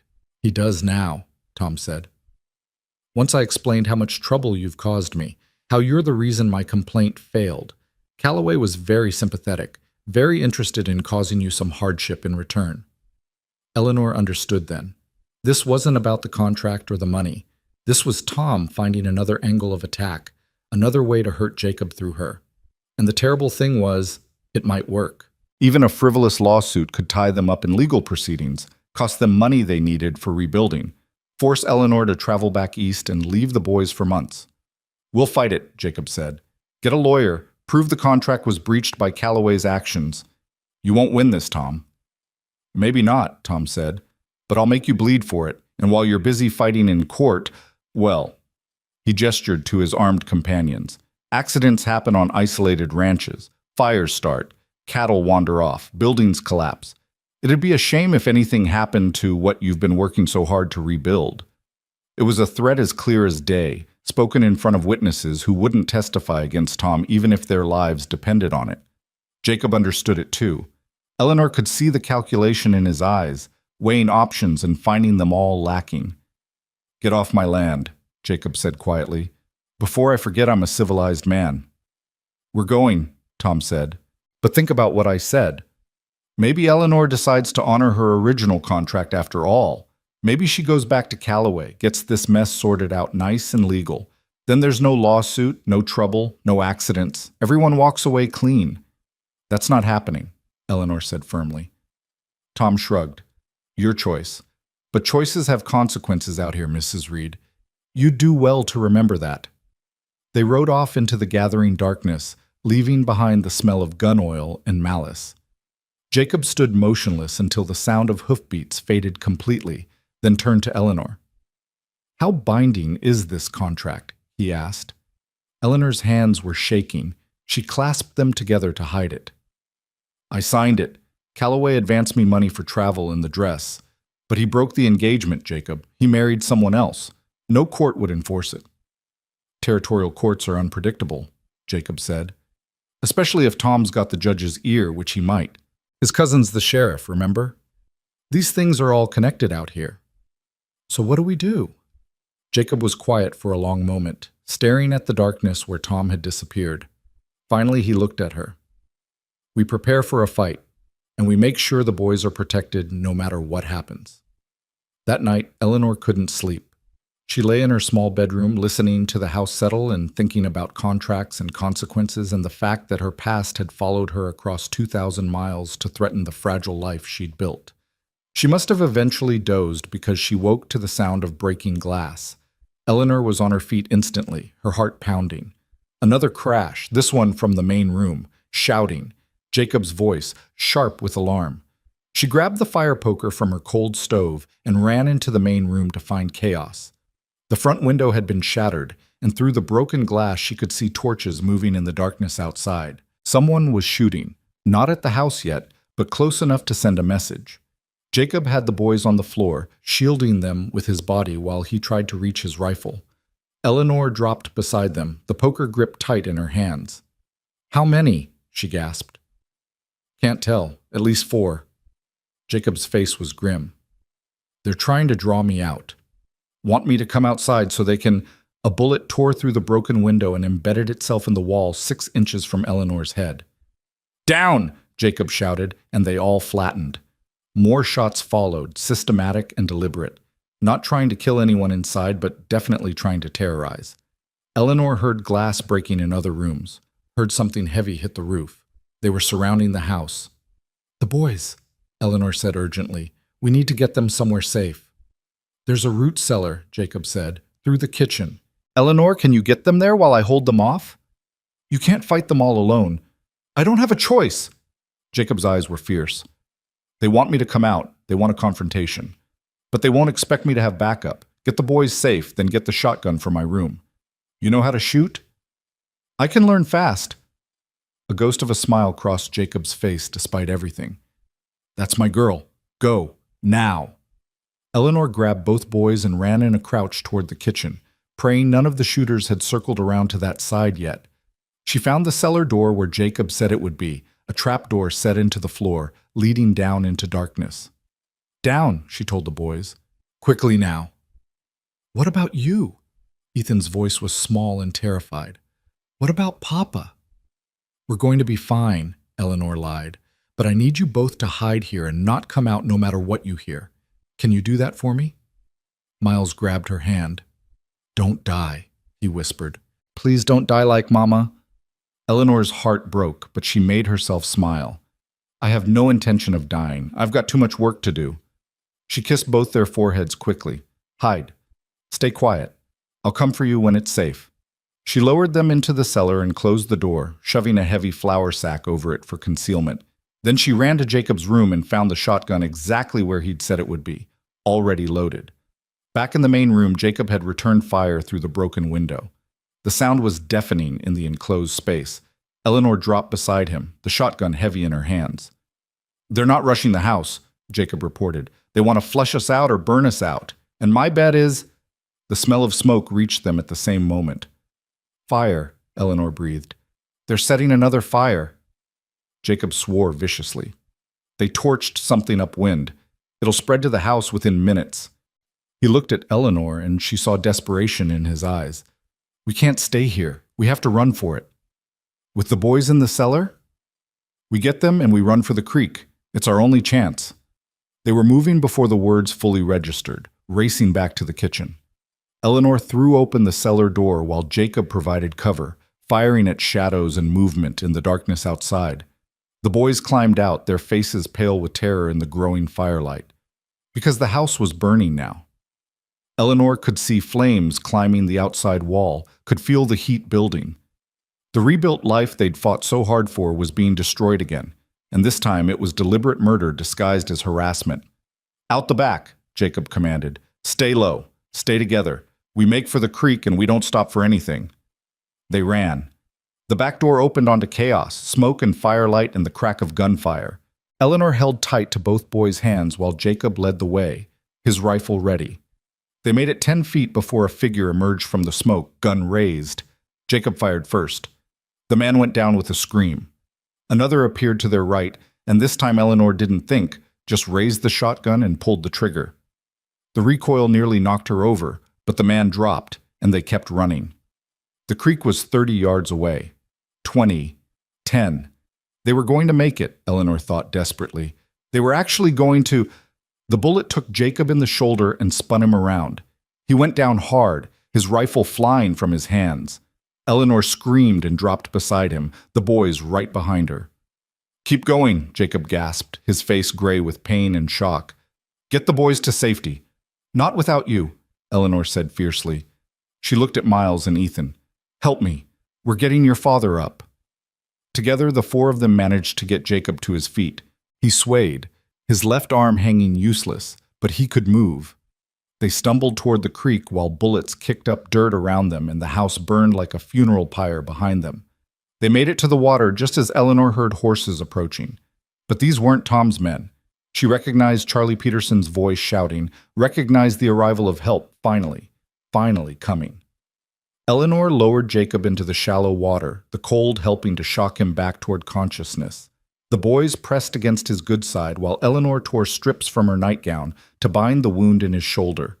Charlie appeared with 3 other ranchers, all armed, all grim-faced. "We saw the fire from my place. Came as fast as we could. Tom Miller," Jacob managed. "He brought hired guns, tried to burn us out." "We saw them running when we approached," Charlie said. "Didn't get close enough to identify anyone, but we all know who's responsible." His face was hard. "This has gone too far, Jacob. Way too far." Eleanor looked back at the burning house, her home, the place where she'd become Eleanor Reed, where she'd found family and purpose. All of it going up in flames again because Tom Miller couldn't let go of a grudge. Something inside her hardened into steel. "Where would Tom go?" she asked quietly. "Where would he run to after this?" "Eleanor, no," Jacob said, reading her intent. "You're not going after him." "Someone has to," Eleanor interrupted. "He just tried to murder us, Jacob. All of us, including the boys. And if we don't stop him now, he'll keep coming. He'll keep finding ways to hurt us until there's nothing left." Charlie shifted uncomfortably. "She's not wrong. Tom's crossed a line tonight, but going after him vigilante style will just—" "Will just what?" Eleanor demanded. "His cousin's the sheriff. You think there'll be justice through official channels? No. Tom will claim he was nowhere near here, his hired guns will disappear, and in a month he'll come back to finish what he started." She looked at Jacob. "I won't let that happen. I won't let him take this family from me." Jacob stared at her, something like awe and terror mixing in his expression. "What are you planning?" Eleanor smiled, and it wasn't a kind smile. "I'm going to give Tom Miller exactly what he asked for. I'm going to face the contract dispute head on. but not the way he expects. 3 days later, Eleanor rode into Copper Ridge with Jacob beside her, his arm in a sling but his spine straight, and the boys in the wagon bed behind them. Charlie Peterson and half a dozen other ranchers rode escort, their presence making it clear this wasn't a woman coming to town in fear. They went straight to the telegraph office. Eleanor sent 3 telegrams in rapid succession. The first to James Calloway's lawyer in Boston, written in language so precise and legally sound that the telegraph operator's eyes widened as he transcribed it. The second to a women's rights organization Eleanor had worked with briefly in her teaching days. The third to the territorial governor himself. Then she walked to the saloon where Tom Miller typically spent his afternoons and pushed through the doors like she owned the place. The conversation died instantly. Every head turned. Tom sat at a back table with cards in his hand and a drink at his elbow, and when he saw Eleanor, his smile turned predatory. "Well, well," he said loudly, "if it isn't the widow Reed, come to accept my generous offer?" "I've come to make you one," Eleanor said, her voice carrying to every corner of the room. "You drop this fraudulent contract claim, you leave my family alone, and I don't destroy you." Tom laughed. "You? Destroy me?" "Sweetheart, you barely survived the last few days. Your house is ash. Your husband's wounded. You've got nothing." "I have the truth," Eleanor said calmly, "and I have witnesses. Witnesses who will testify that you hired armed men to attack a family in their home, that you attempted murder, that you've been conducting a campaign of harassment and intimidation for months." "My cousin's the sheriff," Tom reminded her, still grinning. "Your witnesses won't mean much." "They will to the territorial governor," Eleanor said. "I've already sent him a full account, along with a request for investigation into corruption in the Copper Ridge Sheriff's Office. I've also contacted the Boston Herald newspaper with the story of how territorial landowners are using legal extortion and violence to control women and drive out competition. They were very interested." Tom's smile faltered. "And as for the contract," Eleanor continued, pulling out a paper she'd drafted with Charlie's wife Martha, who'd been a legal clerk before moving west, "I've documented every aspect of James Calloway's breach, including the fact that he married another woman while I was en route to marry him. I've sworn affidavits from witnesses who saw me stranded and destitute at the train station because of his abandonment. And I've contacted a women's advocacy group that specializes in challenging predatory marriage contracts. They're very eager to make this a test case." She stepped closer to Tom's table, and her voice dropped to something deadly quiet. "So here's what's going to happen, Tom. You're going to withdraw the contract claim. You're going to leave my family alone. And you're going to disappear from our lives completely. Because if you don't, I will make it my personal mission to ensure that everyone from here to Washington knows exactly what kind of man you are." Tom's face had gone red. "You're bluffing." "Try me," Eleanor said softly. "I've already lost everything once. I rebuilt from nothing, and I will burn down every obstacle between me and protecting my family, starting with you. So ask yourself, do you really want to find out how far I'm willing to go?" The saloon was silent. Tom looked around as if expecting support, but the other men avoided his gaze. Everyone could see the writing on the wall. Eleanor Reed had just declared war, and she'd brought weapons Tom hadn't anticipated. Not guns or fists, but words and law and the kind of righteous fury that could move mountains. Finally, Tom threw his cards down. "Fine, the contract's dropped, but this isn't over." "Yes, it is," Jacob said from the doorway, stepping inside with Charlie and the other ranchers behind him. "Because if it's not, Tom, you won't be dealing with just Eleanor anymore. You'll be dealing with every rancher in this county who's sick of your games, and we won't be using words." The threat hung in the air, violence as a last resort, but violence nonetheless if pushed. Tom looked from Jacob to Eleanor to the gathered men and saw his options narrowing to nothing. "Get out of my sight," he finally spat. "Gladly," Eleanor said. "Enjoy your drink, Tom. It's the last victory you'll have over this family." She walked out with her head high, Jacob at her side, and the knowledge that she'd just fought her first real battle for her new life and won. That night, they made camp under the stars on the journey back to the ranch. The boys slept in the wagon while Eleanor and Jacob sat by the fire, not speaking for a long time. Finally, Jacob broke the silence. "Where did that come from? In the saloon? That wasn't the teacher I hired a month ago. Eleanor smiled into the flames. That was the woman who survived being abandoned in a hostile town with nothing. The woman who learned that the only way to protect yourself is to become too dangerous to attack. She looked at him. Did I overstep? Overstep? Jacob laughed, the sound genuinely amused for the first time since she'd known him. Eleanor, you terrified every man in that room, including me. You were magnificent. I meant what I said, Eleanor said quietly, about protecting this family, about burning down obstacles. I know this marriage started as a legal convenience, but these boys, they're mine now. And I don't let anyone hurt what's mine. Jacob reached over and took her hand, the first time he'd initiated touch since their wedding kiss. I know. I saw it in your eyes that first night with the nightmares. You're not just teaching them anymore. You're their mother in every way that matters. Eleanor felt tears prick her eyes. And what are we, Jacob? You and me. He was quiet, his thumb tracing circles on her palm. I don't know yet, he admitted, but I know I trust you with my life, with my sons' lives. I know I'm grateful every day that you didn't get on that train back east, and I know that when I thought Tom's bullet had killed you tonight, He stopped, his voice roughening. I couldn't breathe. Eleanor's heart pounded. Jacob. I'm not asking for anything you're not ready to give, he said quickly. I just need you to know that this marriage might have started as convenience, but for me, it stopped being that somewhere along the way. You're not just my wife on paper anymore, Eleanor. You're the bravest woman I've ever known, and He trailed off, searching for words. Eleanor squeezed his hand. One step at a time, she said gently. We rebuild the house. We heal. We help the boys keep getting better. And we figure out what we are to each other along the way. One step at a time, Jacob agreed. They sat together until the fire burned low, hands joined, watching the stars wheel overhead and knowing that whatever came next, they would face it together. The battle with Tom Miller was over. But the real work, the work of becoming a family, had only just begun.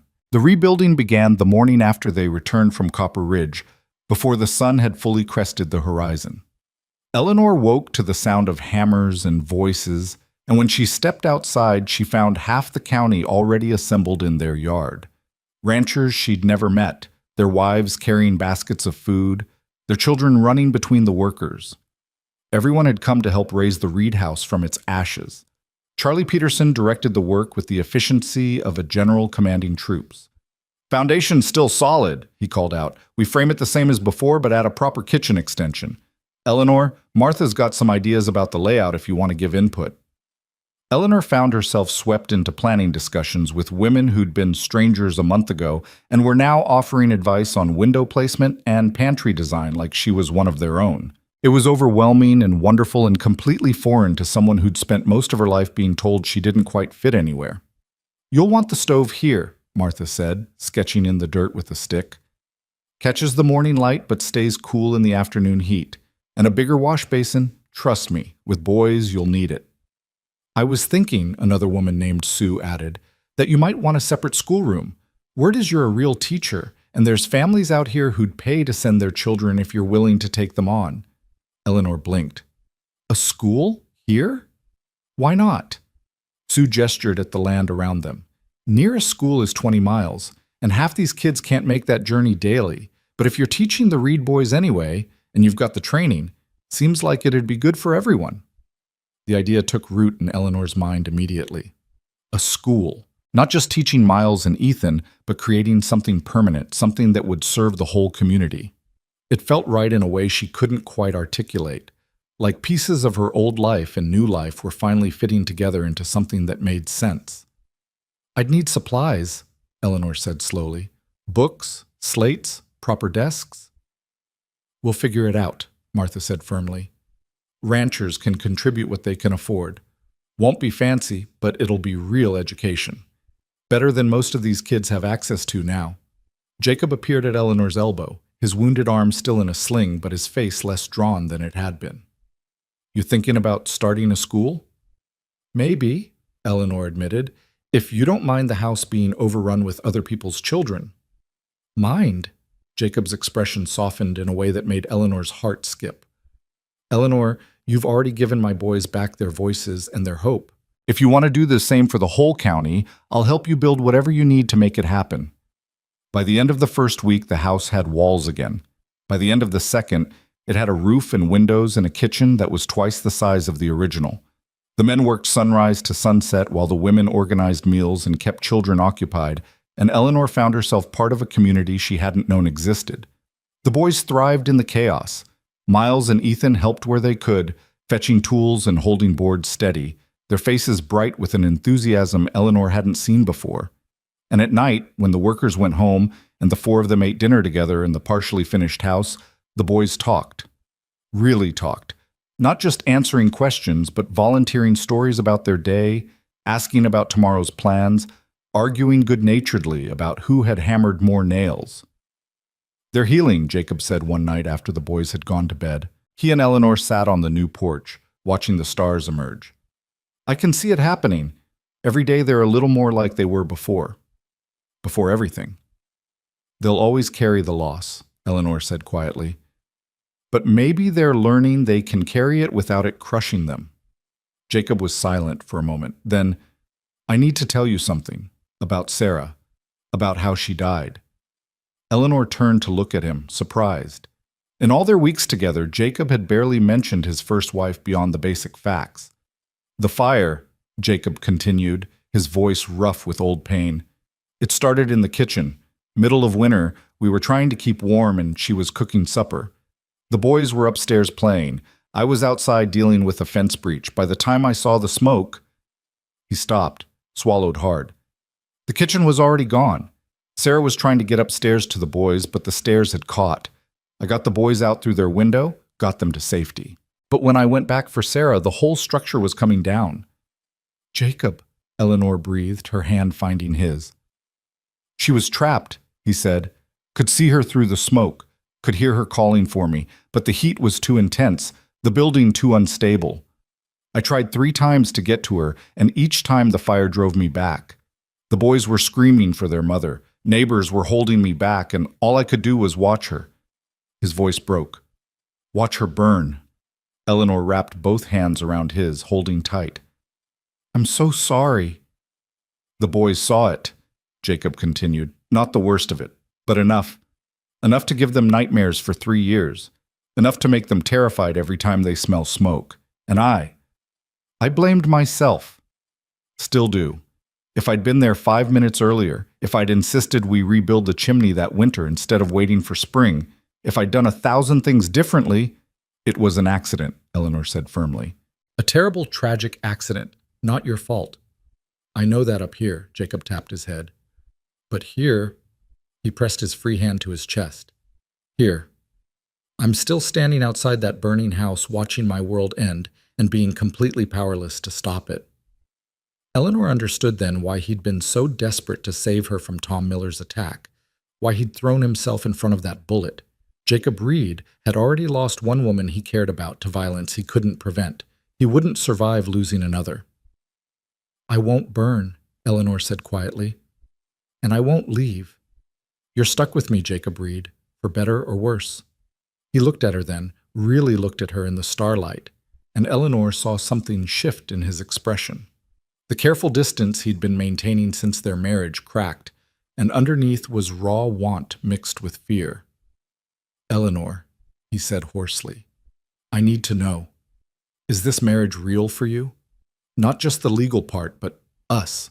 Is there an us, or am I hoping for something you can't give?" Eleanor's heart pounded.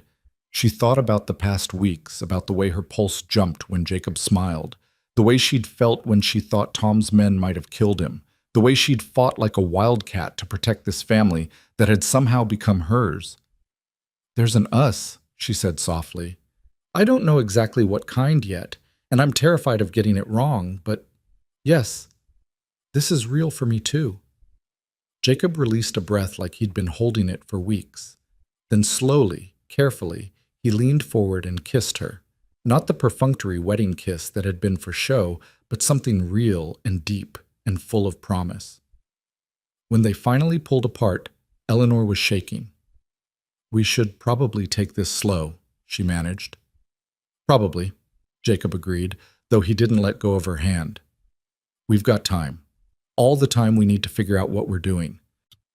They sat together until late, talking about everything and nothing, and when Eleanor finally went to her own room, because slow meant slow, even when every part of her wanted to follow Jacob to his, she lay awake feeling more settled and more hopeful than she had since boarding that train to Montana so many weeks ago.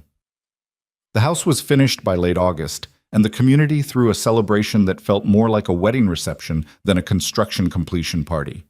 Tables groaned under contributed food, fiddles appeared from somewhere, and even the most taciturn ranchers unbent enough to dance under the stars. Eleanor found herself swept into conversation after conversation with women who wanted to talk about the school, men who wanted to thank her for standing up to Tom Miller, children who were excited about the prospect of real education.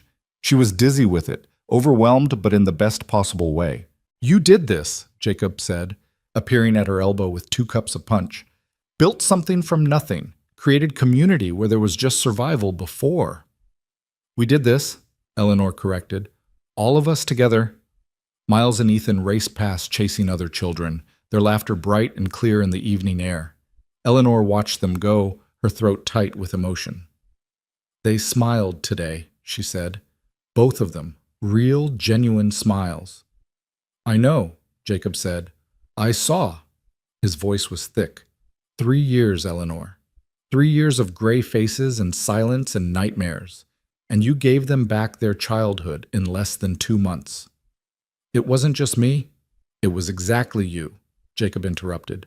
"Your stubbornness, your courage, your refusal to give up on us even when giving up would have been easier.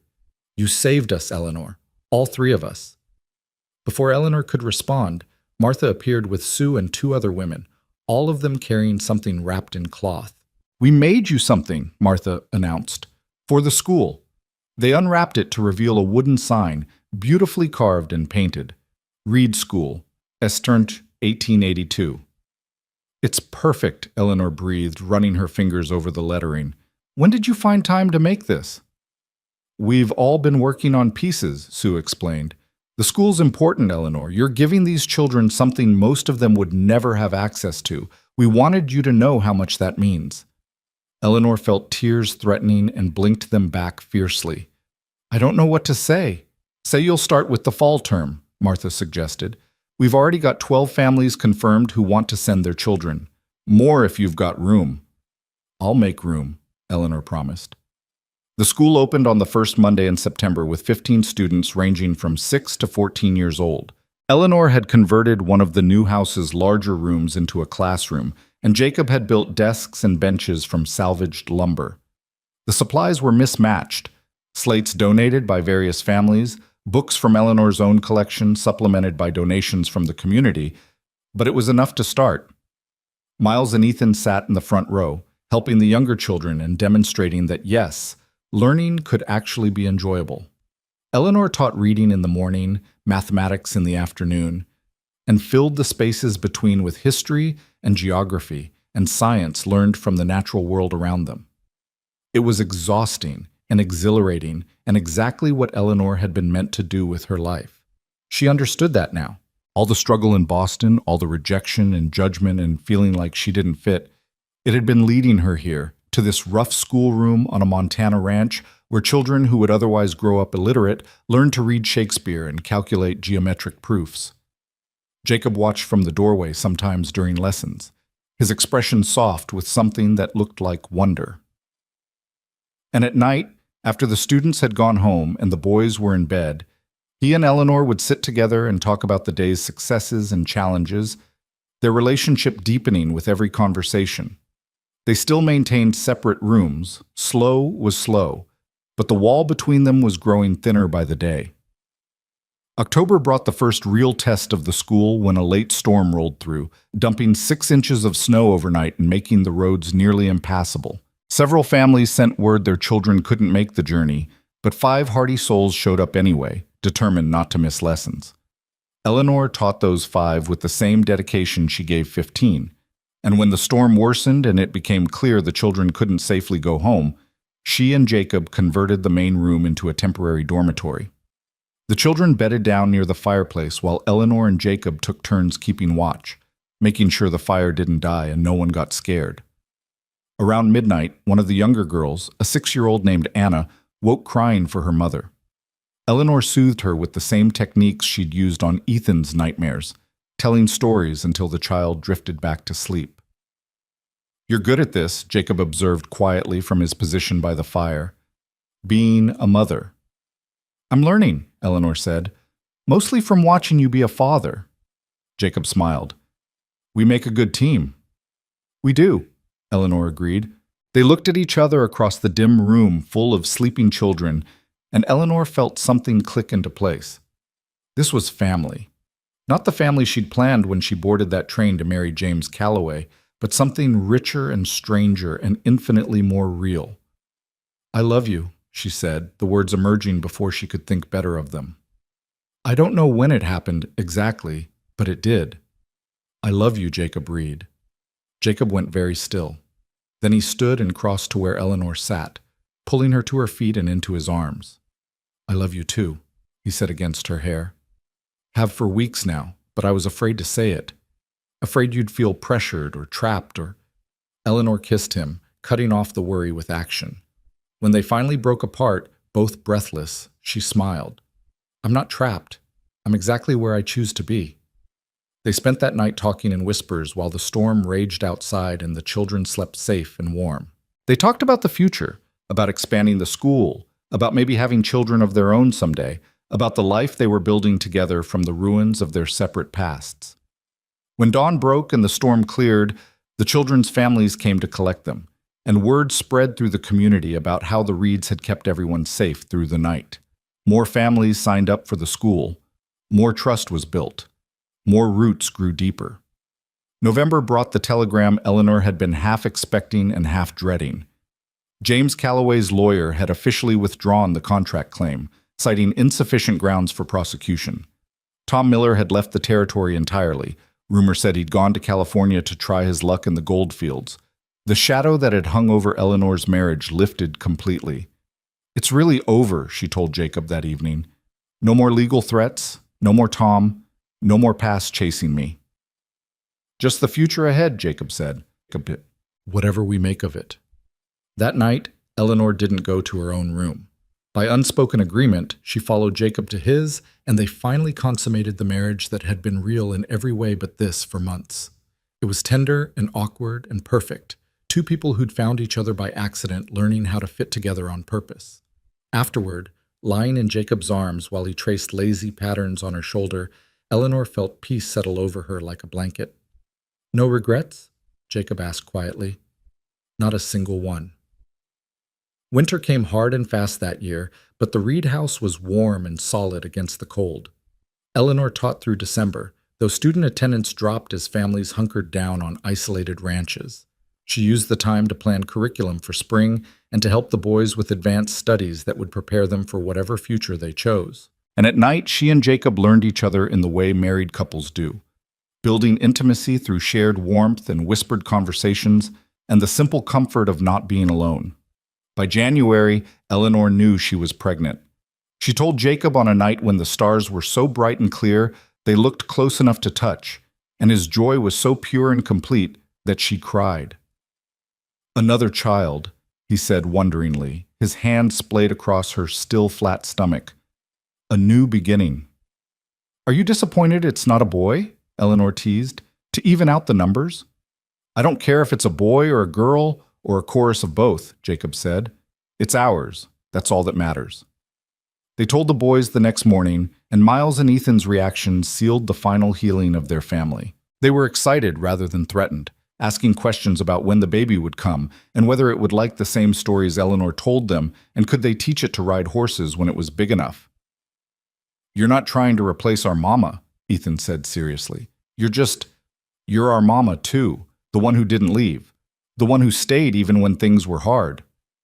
Eleanor gathered both boys into a fierce hug, unable to speak past the lump in her throat. Spring arrived with a rush of green and wildflowers, and with it came the expansion of the school. 22 students now, with 3 more families planning to enroll their children in the fall. Eleanor taught through her pregnancy with the same determination she applied to everything, finally conceding to afternoon rest only when Jacob insisted. "You're carrying my child," he said firmly. "Our child. You're allowed to slow down." "I'll rest when this baby's born," Eleanor countered, but she did start taking breaks, using the time to prepare a nursery in one of the house's small rooms. The baby, a girl they named Sarah Hope Reed, arrived on a blazing summer afternoon with the same dramatic timing her mother had shown arriving in Montana.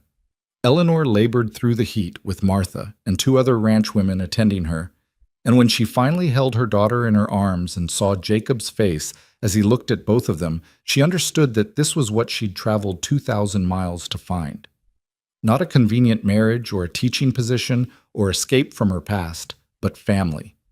Real, complicated, beautiful family born from fire and struggle and the stubborn refusal to give up. Miles and Ethan were entranced by their baby sister.